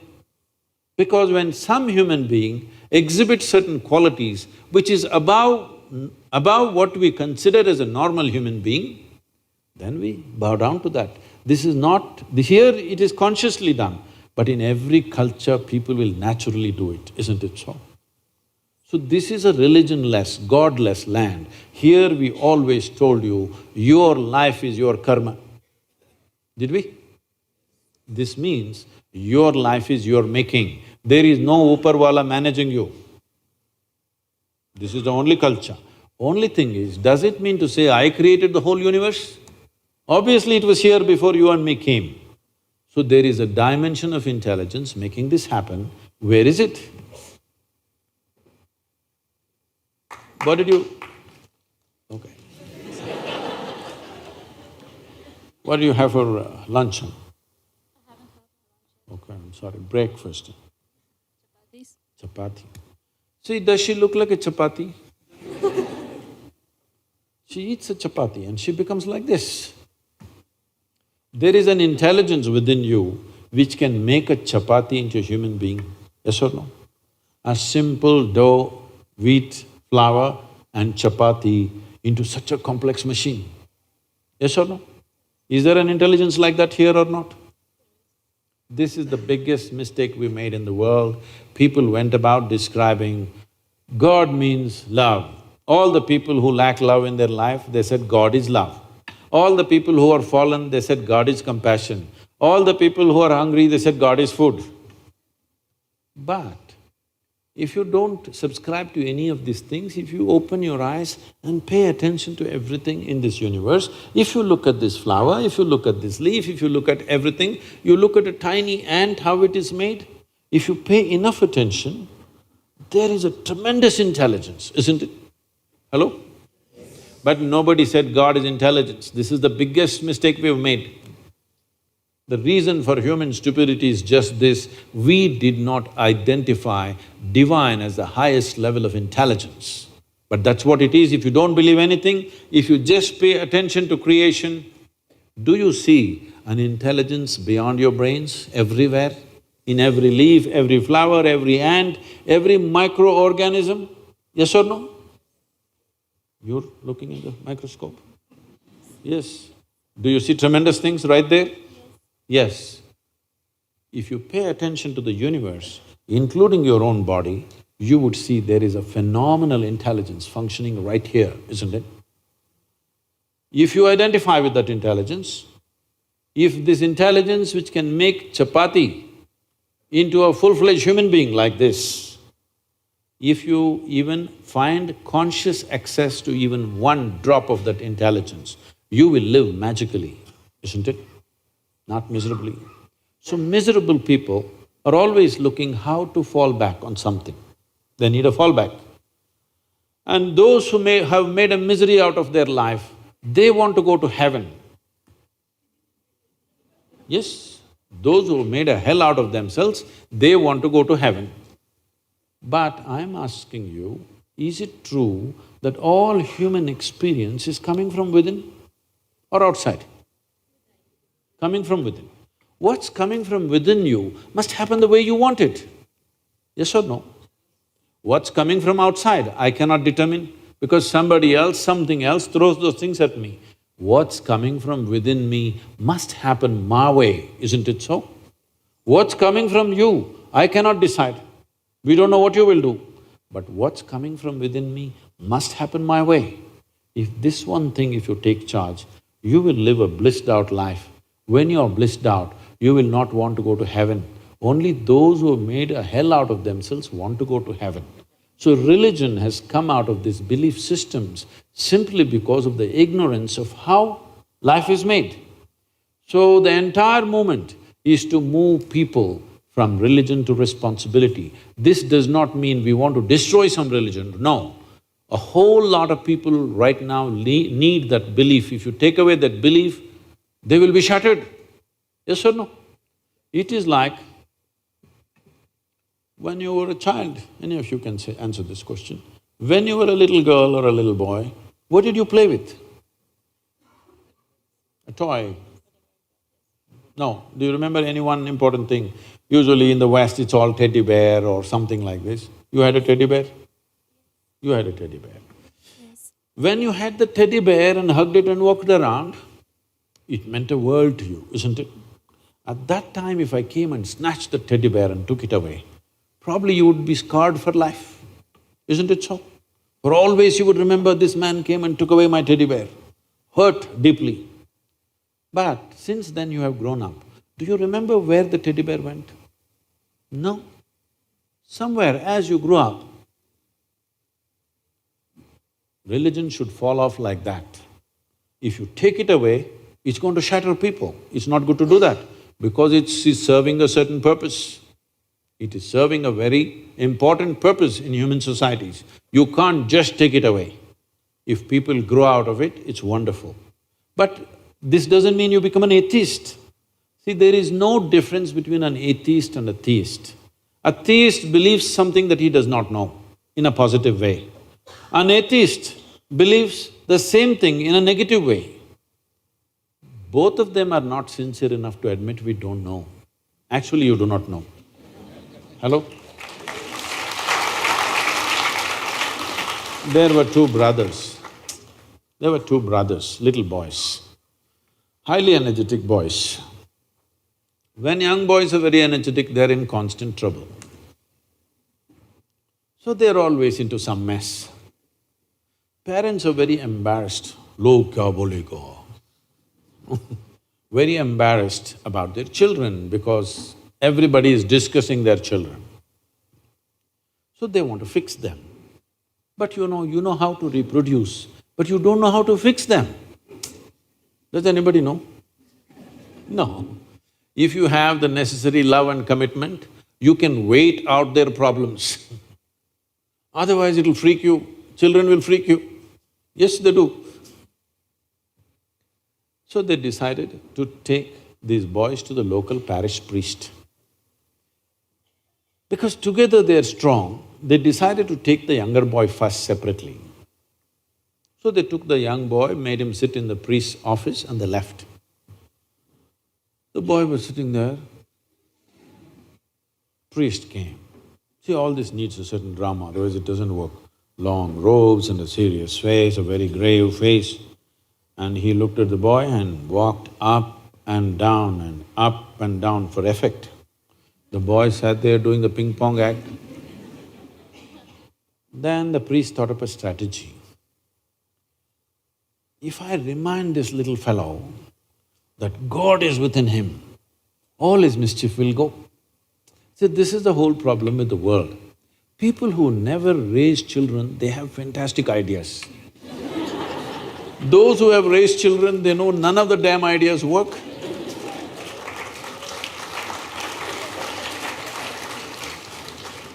So, he thought up this strategy and suddenly with a booming voice he asked, "Where is God?" The boy was bewildered, he looked all over because he must be somewhere in the priest's office. Then the priest saw he's not getting the point.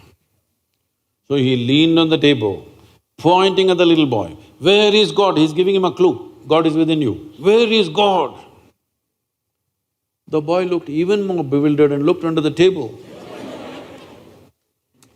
Then he saw he's not getting it. So he walked around the table, tapping on the little boy's chest, asked, "Where is God?" He's clearly giving a clue where he is. The boy just got up and bolted out of the room, ran to the place where his elder brother was. He said, "We are in some deep trouble." The elder brother asked, "Why, what happened?" He said, "They've lost their God and they think we did it."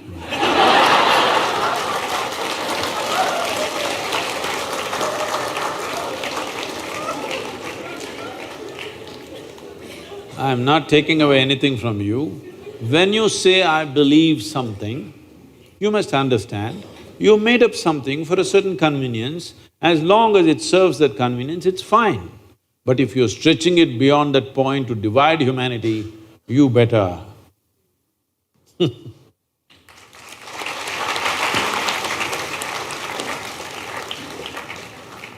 Thank you so much, Sadhguru. Now we shall move on to the next session, that is social media questions that we have received. The questions will also be displayed on the screen, and also Abhijit will read them out. As we have a very limited time, so we'll be going through only one question. So, this question we got it from Red FM campaign. So they came and then they asked some questions to the students. And this question was asked by Nangu C. Sari. And she asked, why do people from Northeast India feels alienated from the mainland India?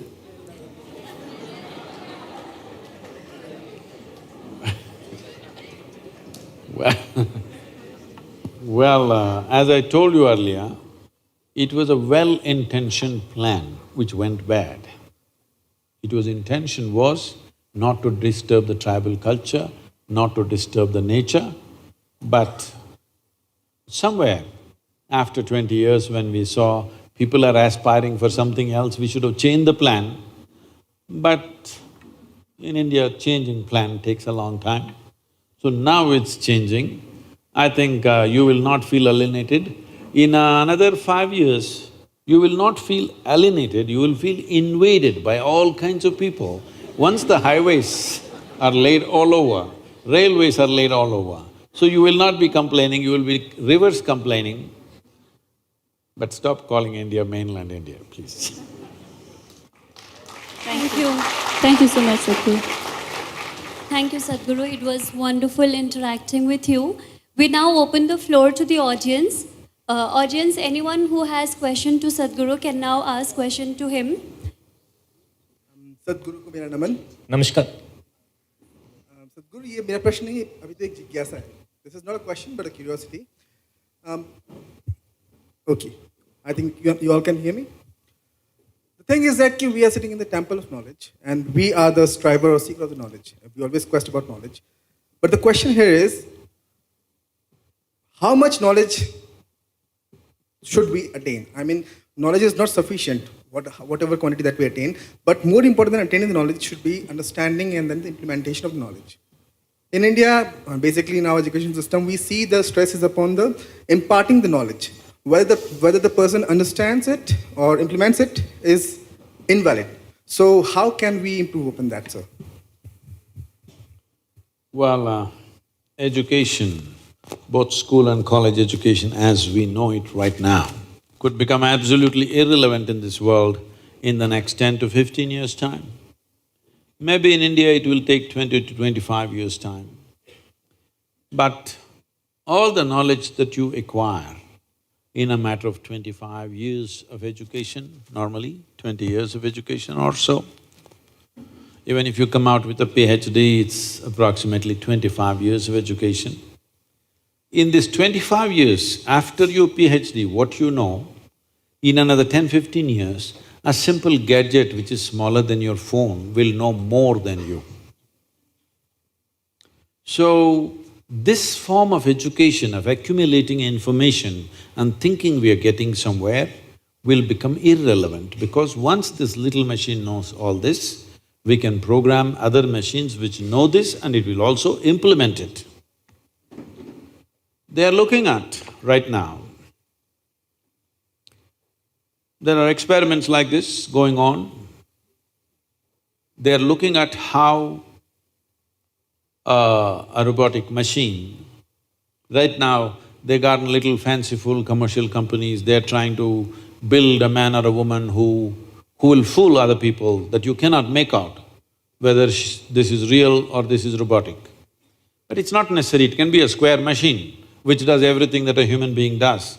The aesthetics of it is not really important. Right now they're trying to make it acceptable, so it's taking a long time. But if you just make it like this furniture, which does everything that a human being does, now they're looking at how a machine could engineer a whole building and order other 10 machines to build the whole building without a single human being. These experiments are already on and they're quite successful. The Honda company chairperson has promised by 2050, he will have a robotic football team which will win the World Cup football. Everything that the best players in the world know about football, they will program it into that machine. That machine will move better than any football player, kick the ball whichever way you want, everything.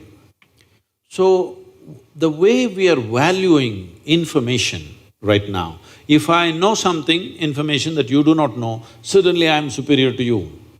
This is how our whole thing about… there was a time when everybody was illiterate. There was one man in the village who could read a book. People would sit there gaping at him because he can read from a paper. He's saying so many things from a paper. People sat there gaping. I've seen such situations. People can't believe all this is there in this book. So just reading a book, people acted divine.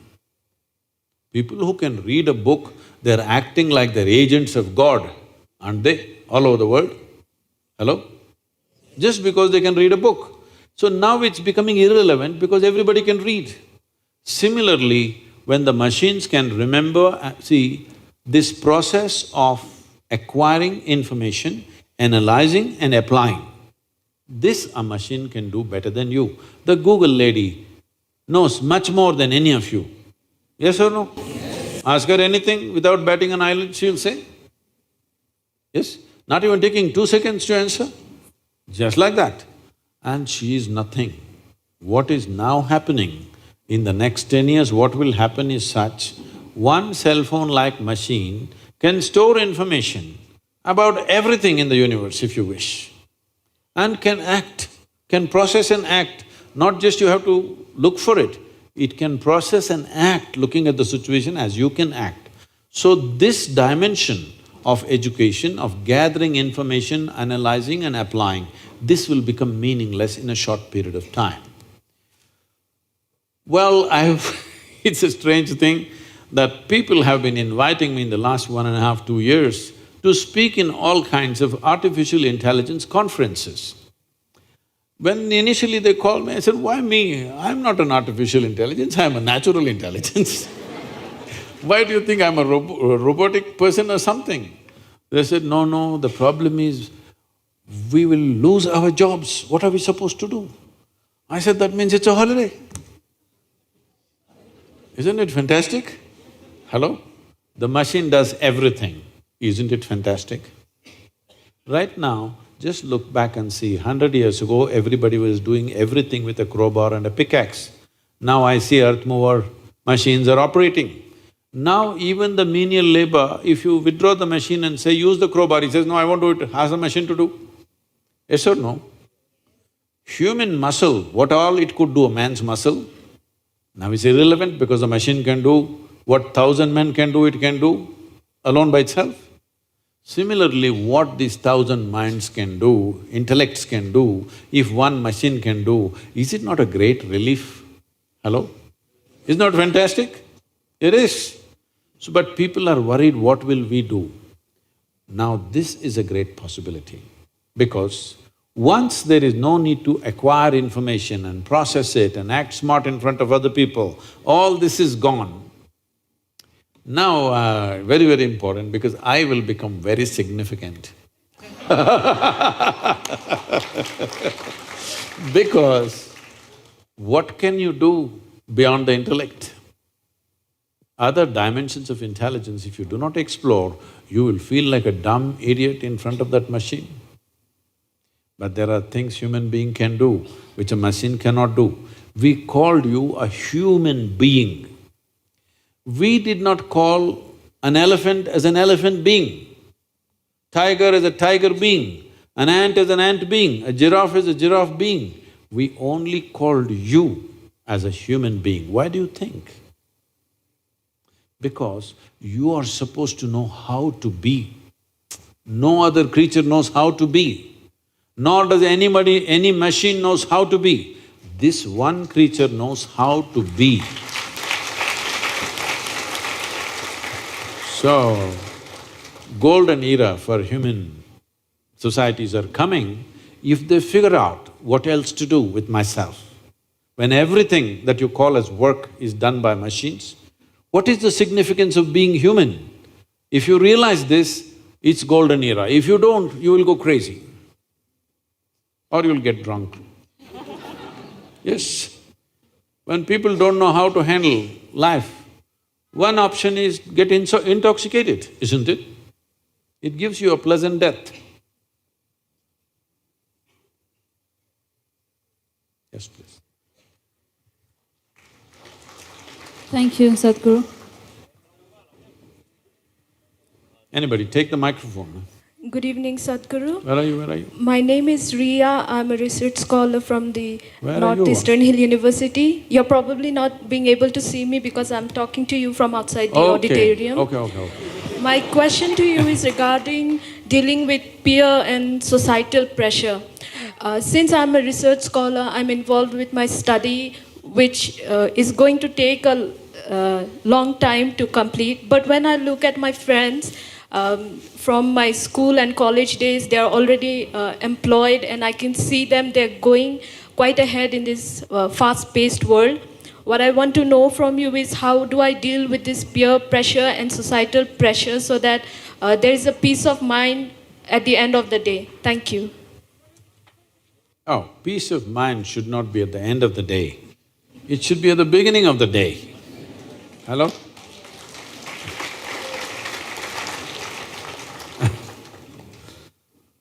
Well, I was supposed to speak. Ria, we cannot see you, I'm not even able to see the screen. Is she on the screen?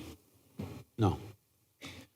I was to speak in Tel Aviv. I flew out of Atlanta in United States. I'm supposed to land there mid-afternoon and speak at 6:30 in the evening. Due to some delays in flight, I ended up there at 6 in the evening. I landed at 6. 6:30 is my talk.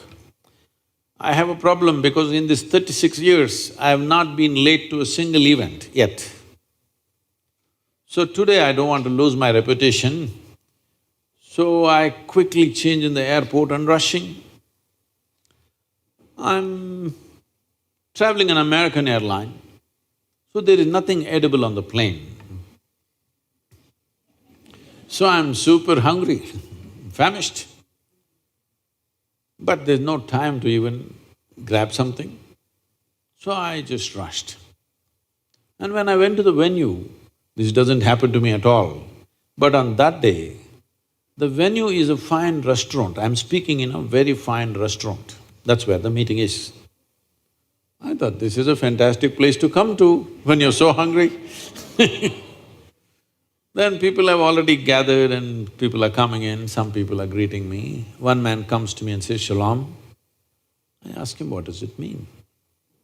He says, "This is the highest way of greeting." I said, "Well, that's your opinion.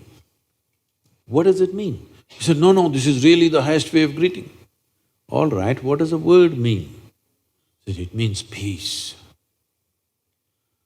I said, why is peace the highest way of greeting unless you're born in Middle East? In South India, if you come up in the morning and say, "Peace," I'll say, "What's wrong with you today?" True with Northeast also, isn't it? Somebody comes and says, "Peace." Say, "Are you nut? Nutcase or something? What's the matter with you?" But in Middle East, peace is the highest level of greeting, because all the time people have been clashing for so long, they have forgotten what is peace. Somebody has to come and greet you, "Peace." So, peace is not at the end of the day. It should be at the very beginning of the day, because can you enjoy your breakfast in the morning if you're not peaceful? You need not be ecstatic, at least you must be peaceful to enjoy the breakfast, isn't it? Can you enjoy a walk along the street if you're not peaceful? Hello? Can you enjoy the company of a few people that you know in your life if you're not even peaceful? You may not be in love with them, but at least if you're peaceful, you enjoy somebody's company, isn't it? So peace is not the final thing in your life. Those people who think peace is the highest value, such people will only rest in peace.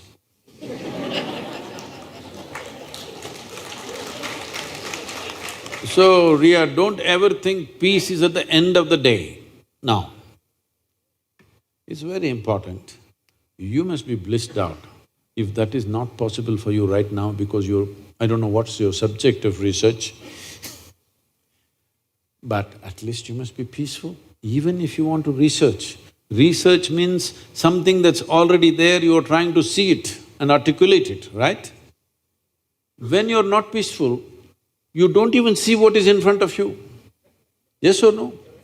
Have you noticed on a certain day you are all disturbed, you're looking for your car keys everywhere and the damn thing is in your hands?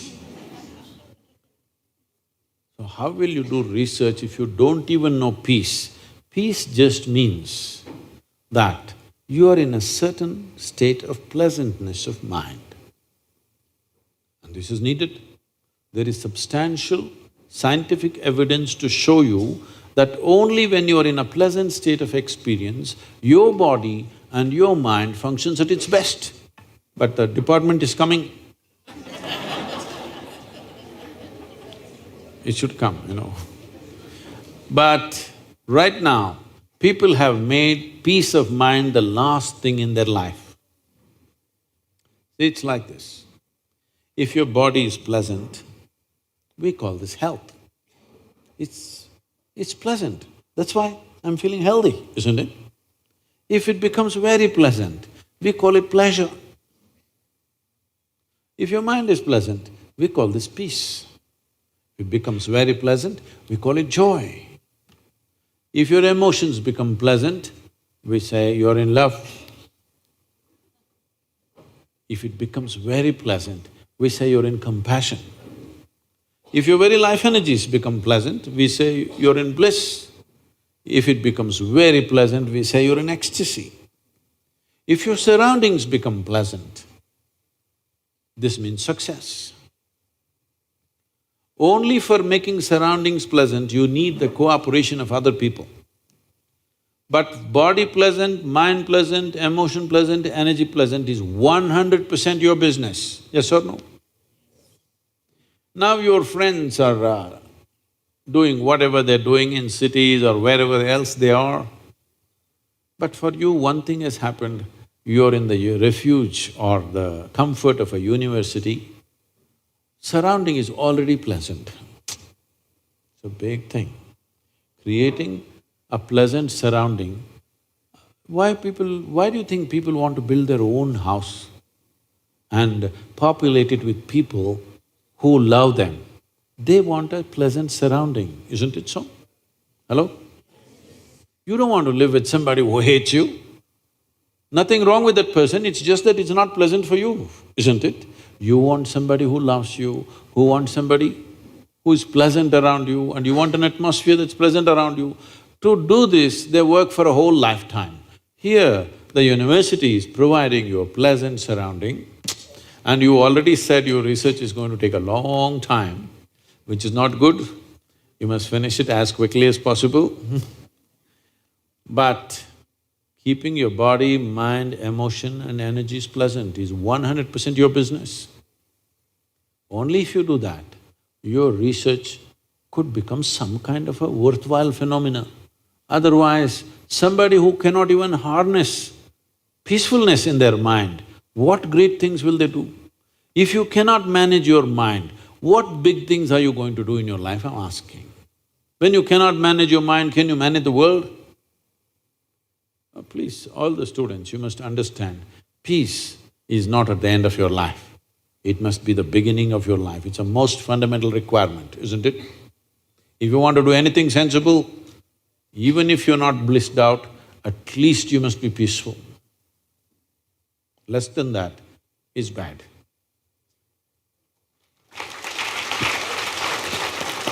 Good afternoon, Namaskaram, Sadhguru. Sadhguru. Good evening, Sadhguru. Where are Okay, you? there's just an announcement. My name is. This will be the last question. We're so sorry, we are running out of time, so this one will be the last question. Namaskaram. Good evening, Sadhguru. My name is Nit. Okay, the last two questions. Yes, please, yourself. Please go ahead with your question. My question for you today is, as you just said that. Can you hold the microphone like this? Yes. You know, like this, you seen Lady Gaga? Like that, yeah. So, you just said that we humans should use our organs wisely so that they last us for a lifetime. But on the other hand, we are seeing that today's youth are more inclined towards drinking, weed and smoking. So how do you think should we raise the consciousness towards them, or how can an individual like me can help at least one or two to realize that these things are not good for health? One or two, make up your mind, huh? Two, sir.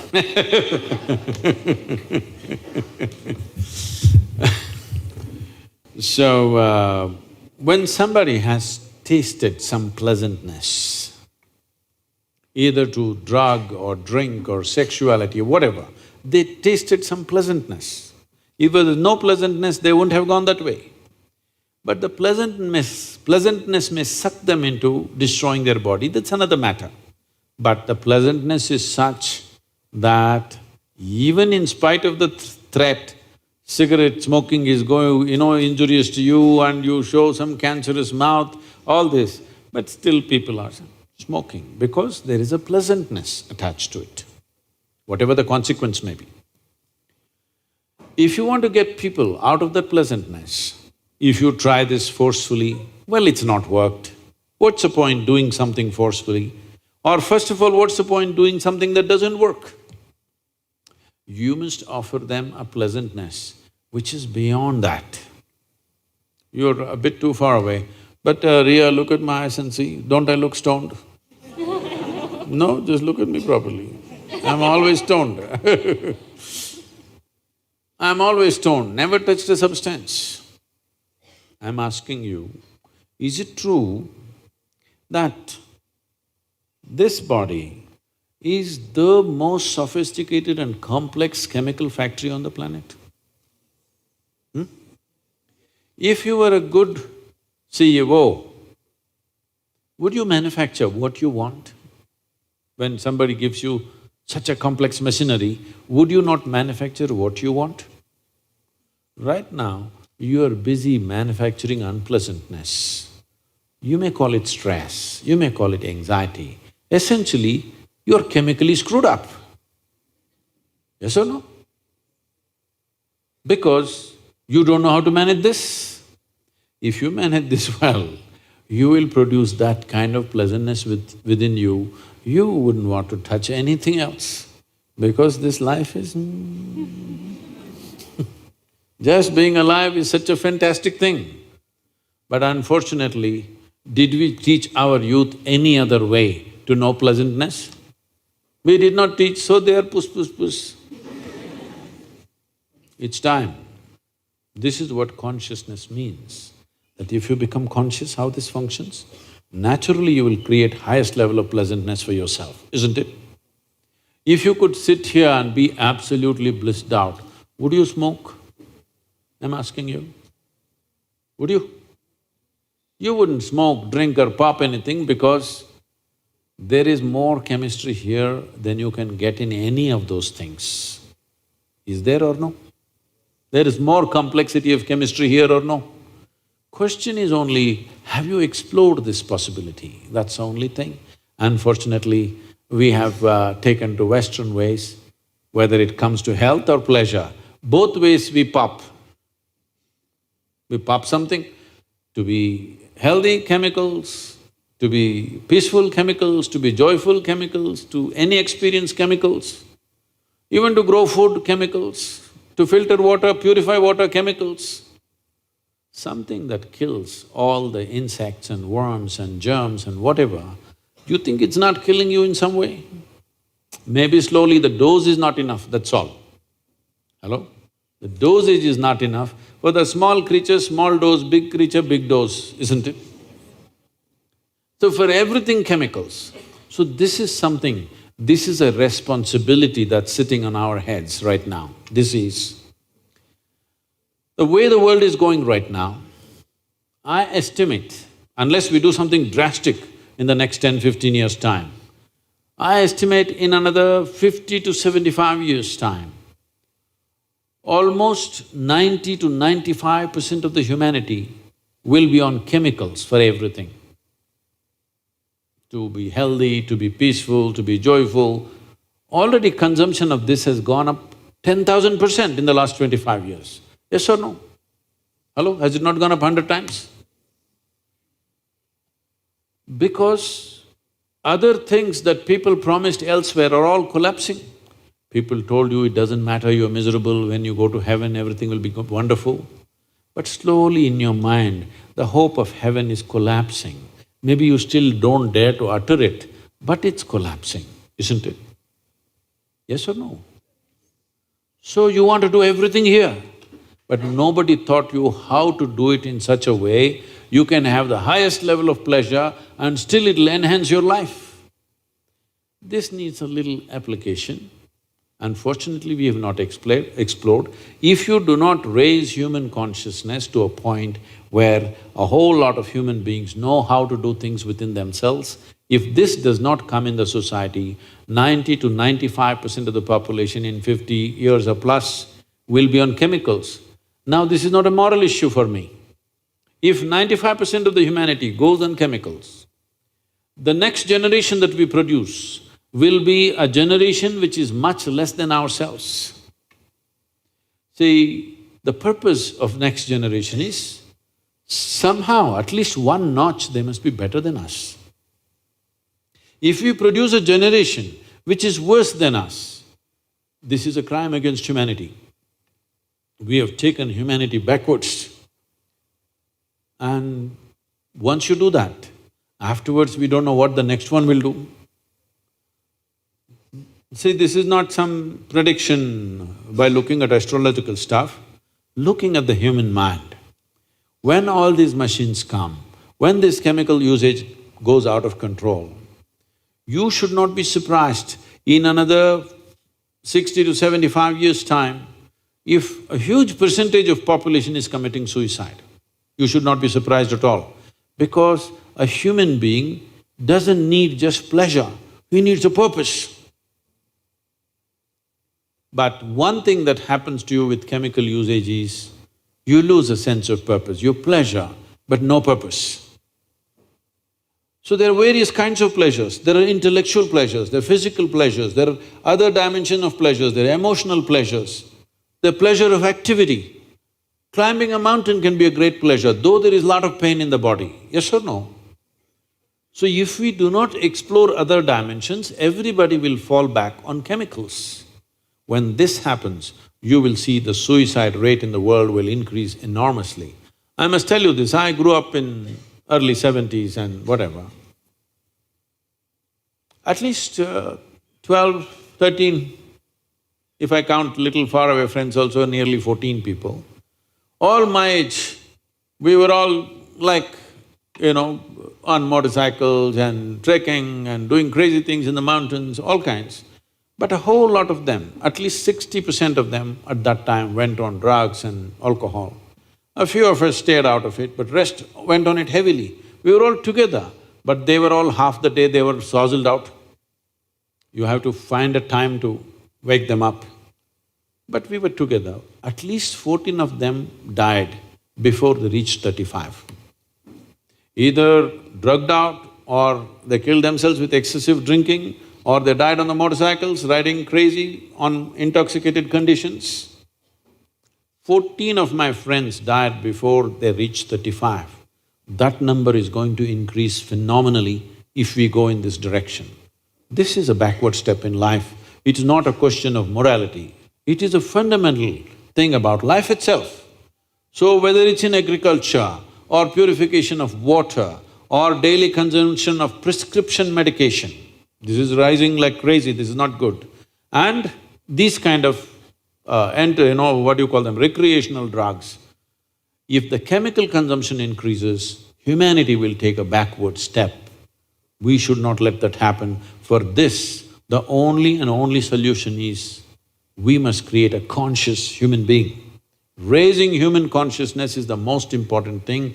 For this, the important thing is to move everybody from belief systems to responsibility, because we have managed humanity with carrot and stick. See, if you do all this thing, if you drink alcohol here, we'll put you in hell and torture you forever. So that man stayed away from drink. And we told you, don't worry, in heaven, rivers flow with wine.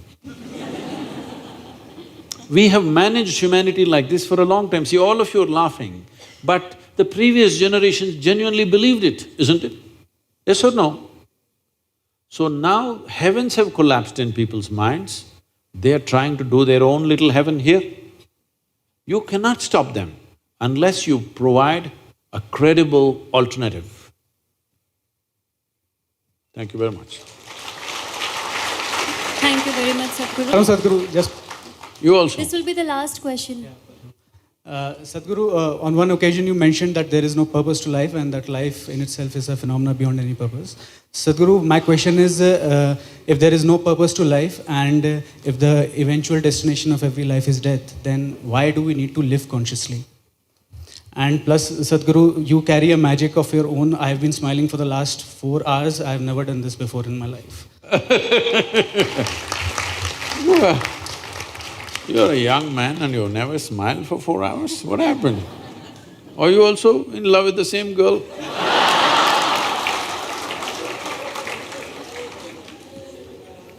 Because the girl doesn't know, poor girl, all right? Now, see, suppose you sit here right now and you're ecstatic. Would you ask, what is the purpose of life? Would you? Your experience is so fantastic. Would you ask, what is the purpose of life? No. Because to be alive is a purpose by itself. Now life has become a little burdensome. You're carrying the vegetable bag and going home. What is the purpose of life? You're doing things that you don't like to do. What is the purpose of life, isn't it? Somehow it's become burdensome. When you're 5, 6 years of age, when you're just bubbling around, did you ask what is the purpose of life?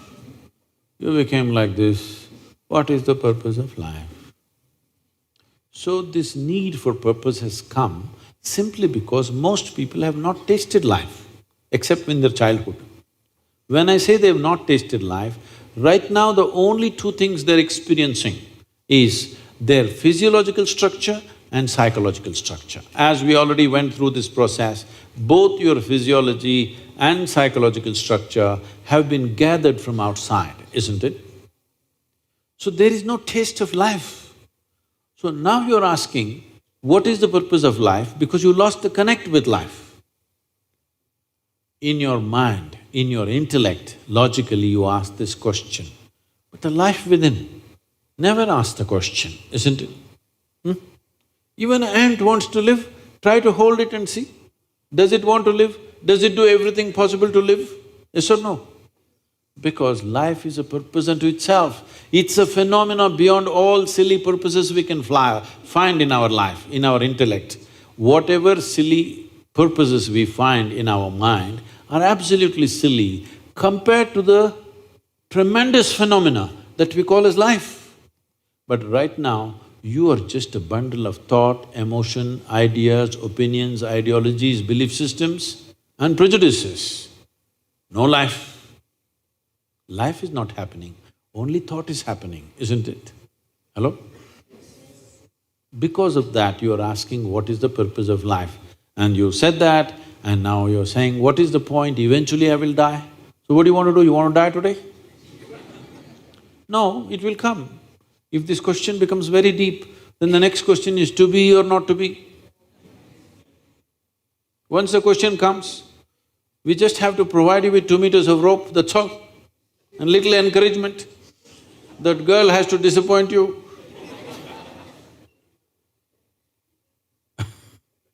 See, today you lost all your money, let's say. Then you say, what is the purpose of life? I want to die, no money, what to do? Check with your life. Close your mouth, hold your nose like this and see. The life within says, to hell with your money, man, I want to live. Yes or no?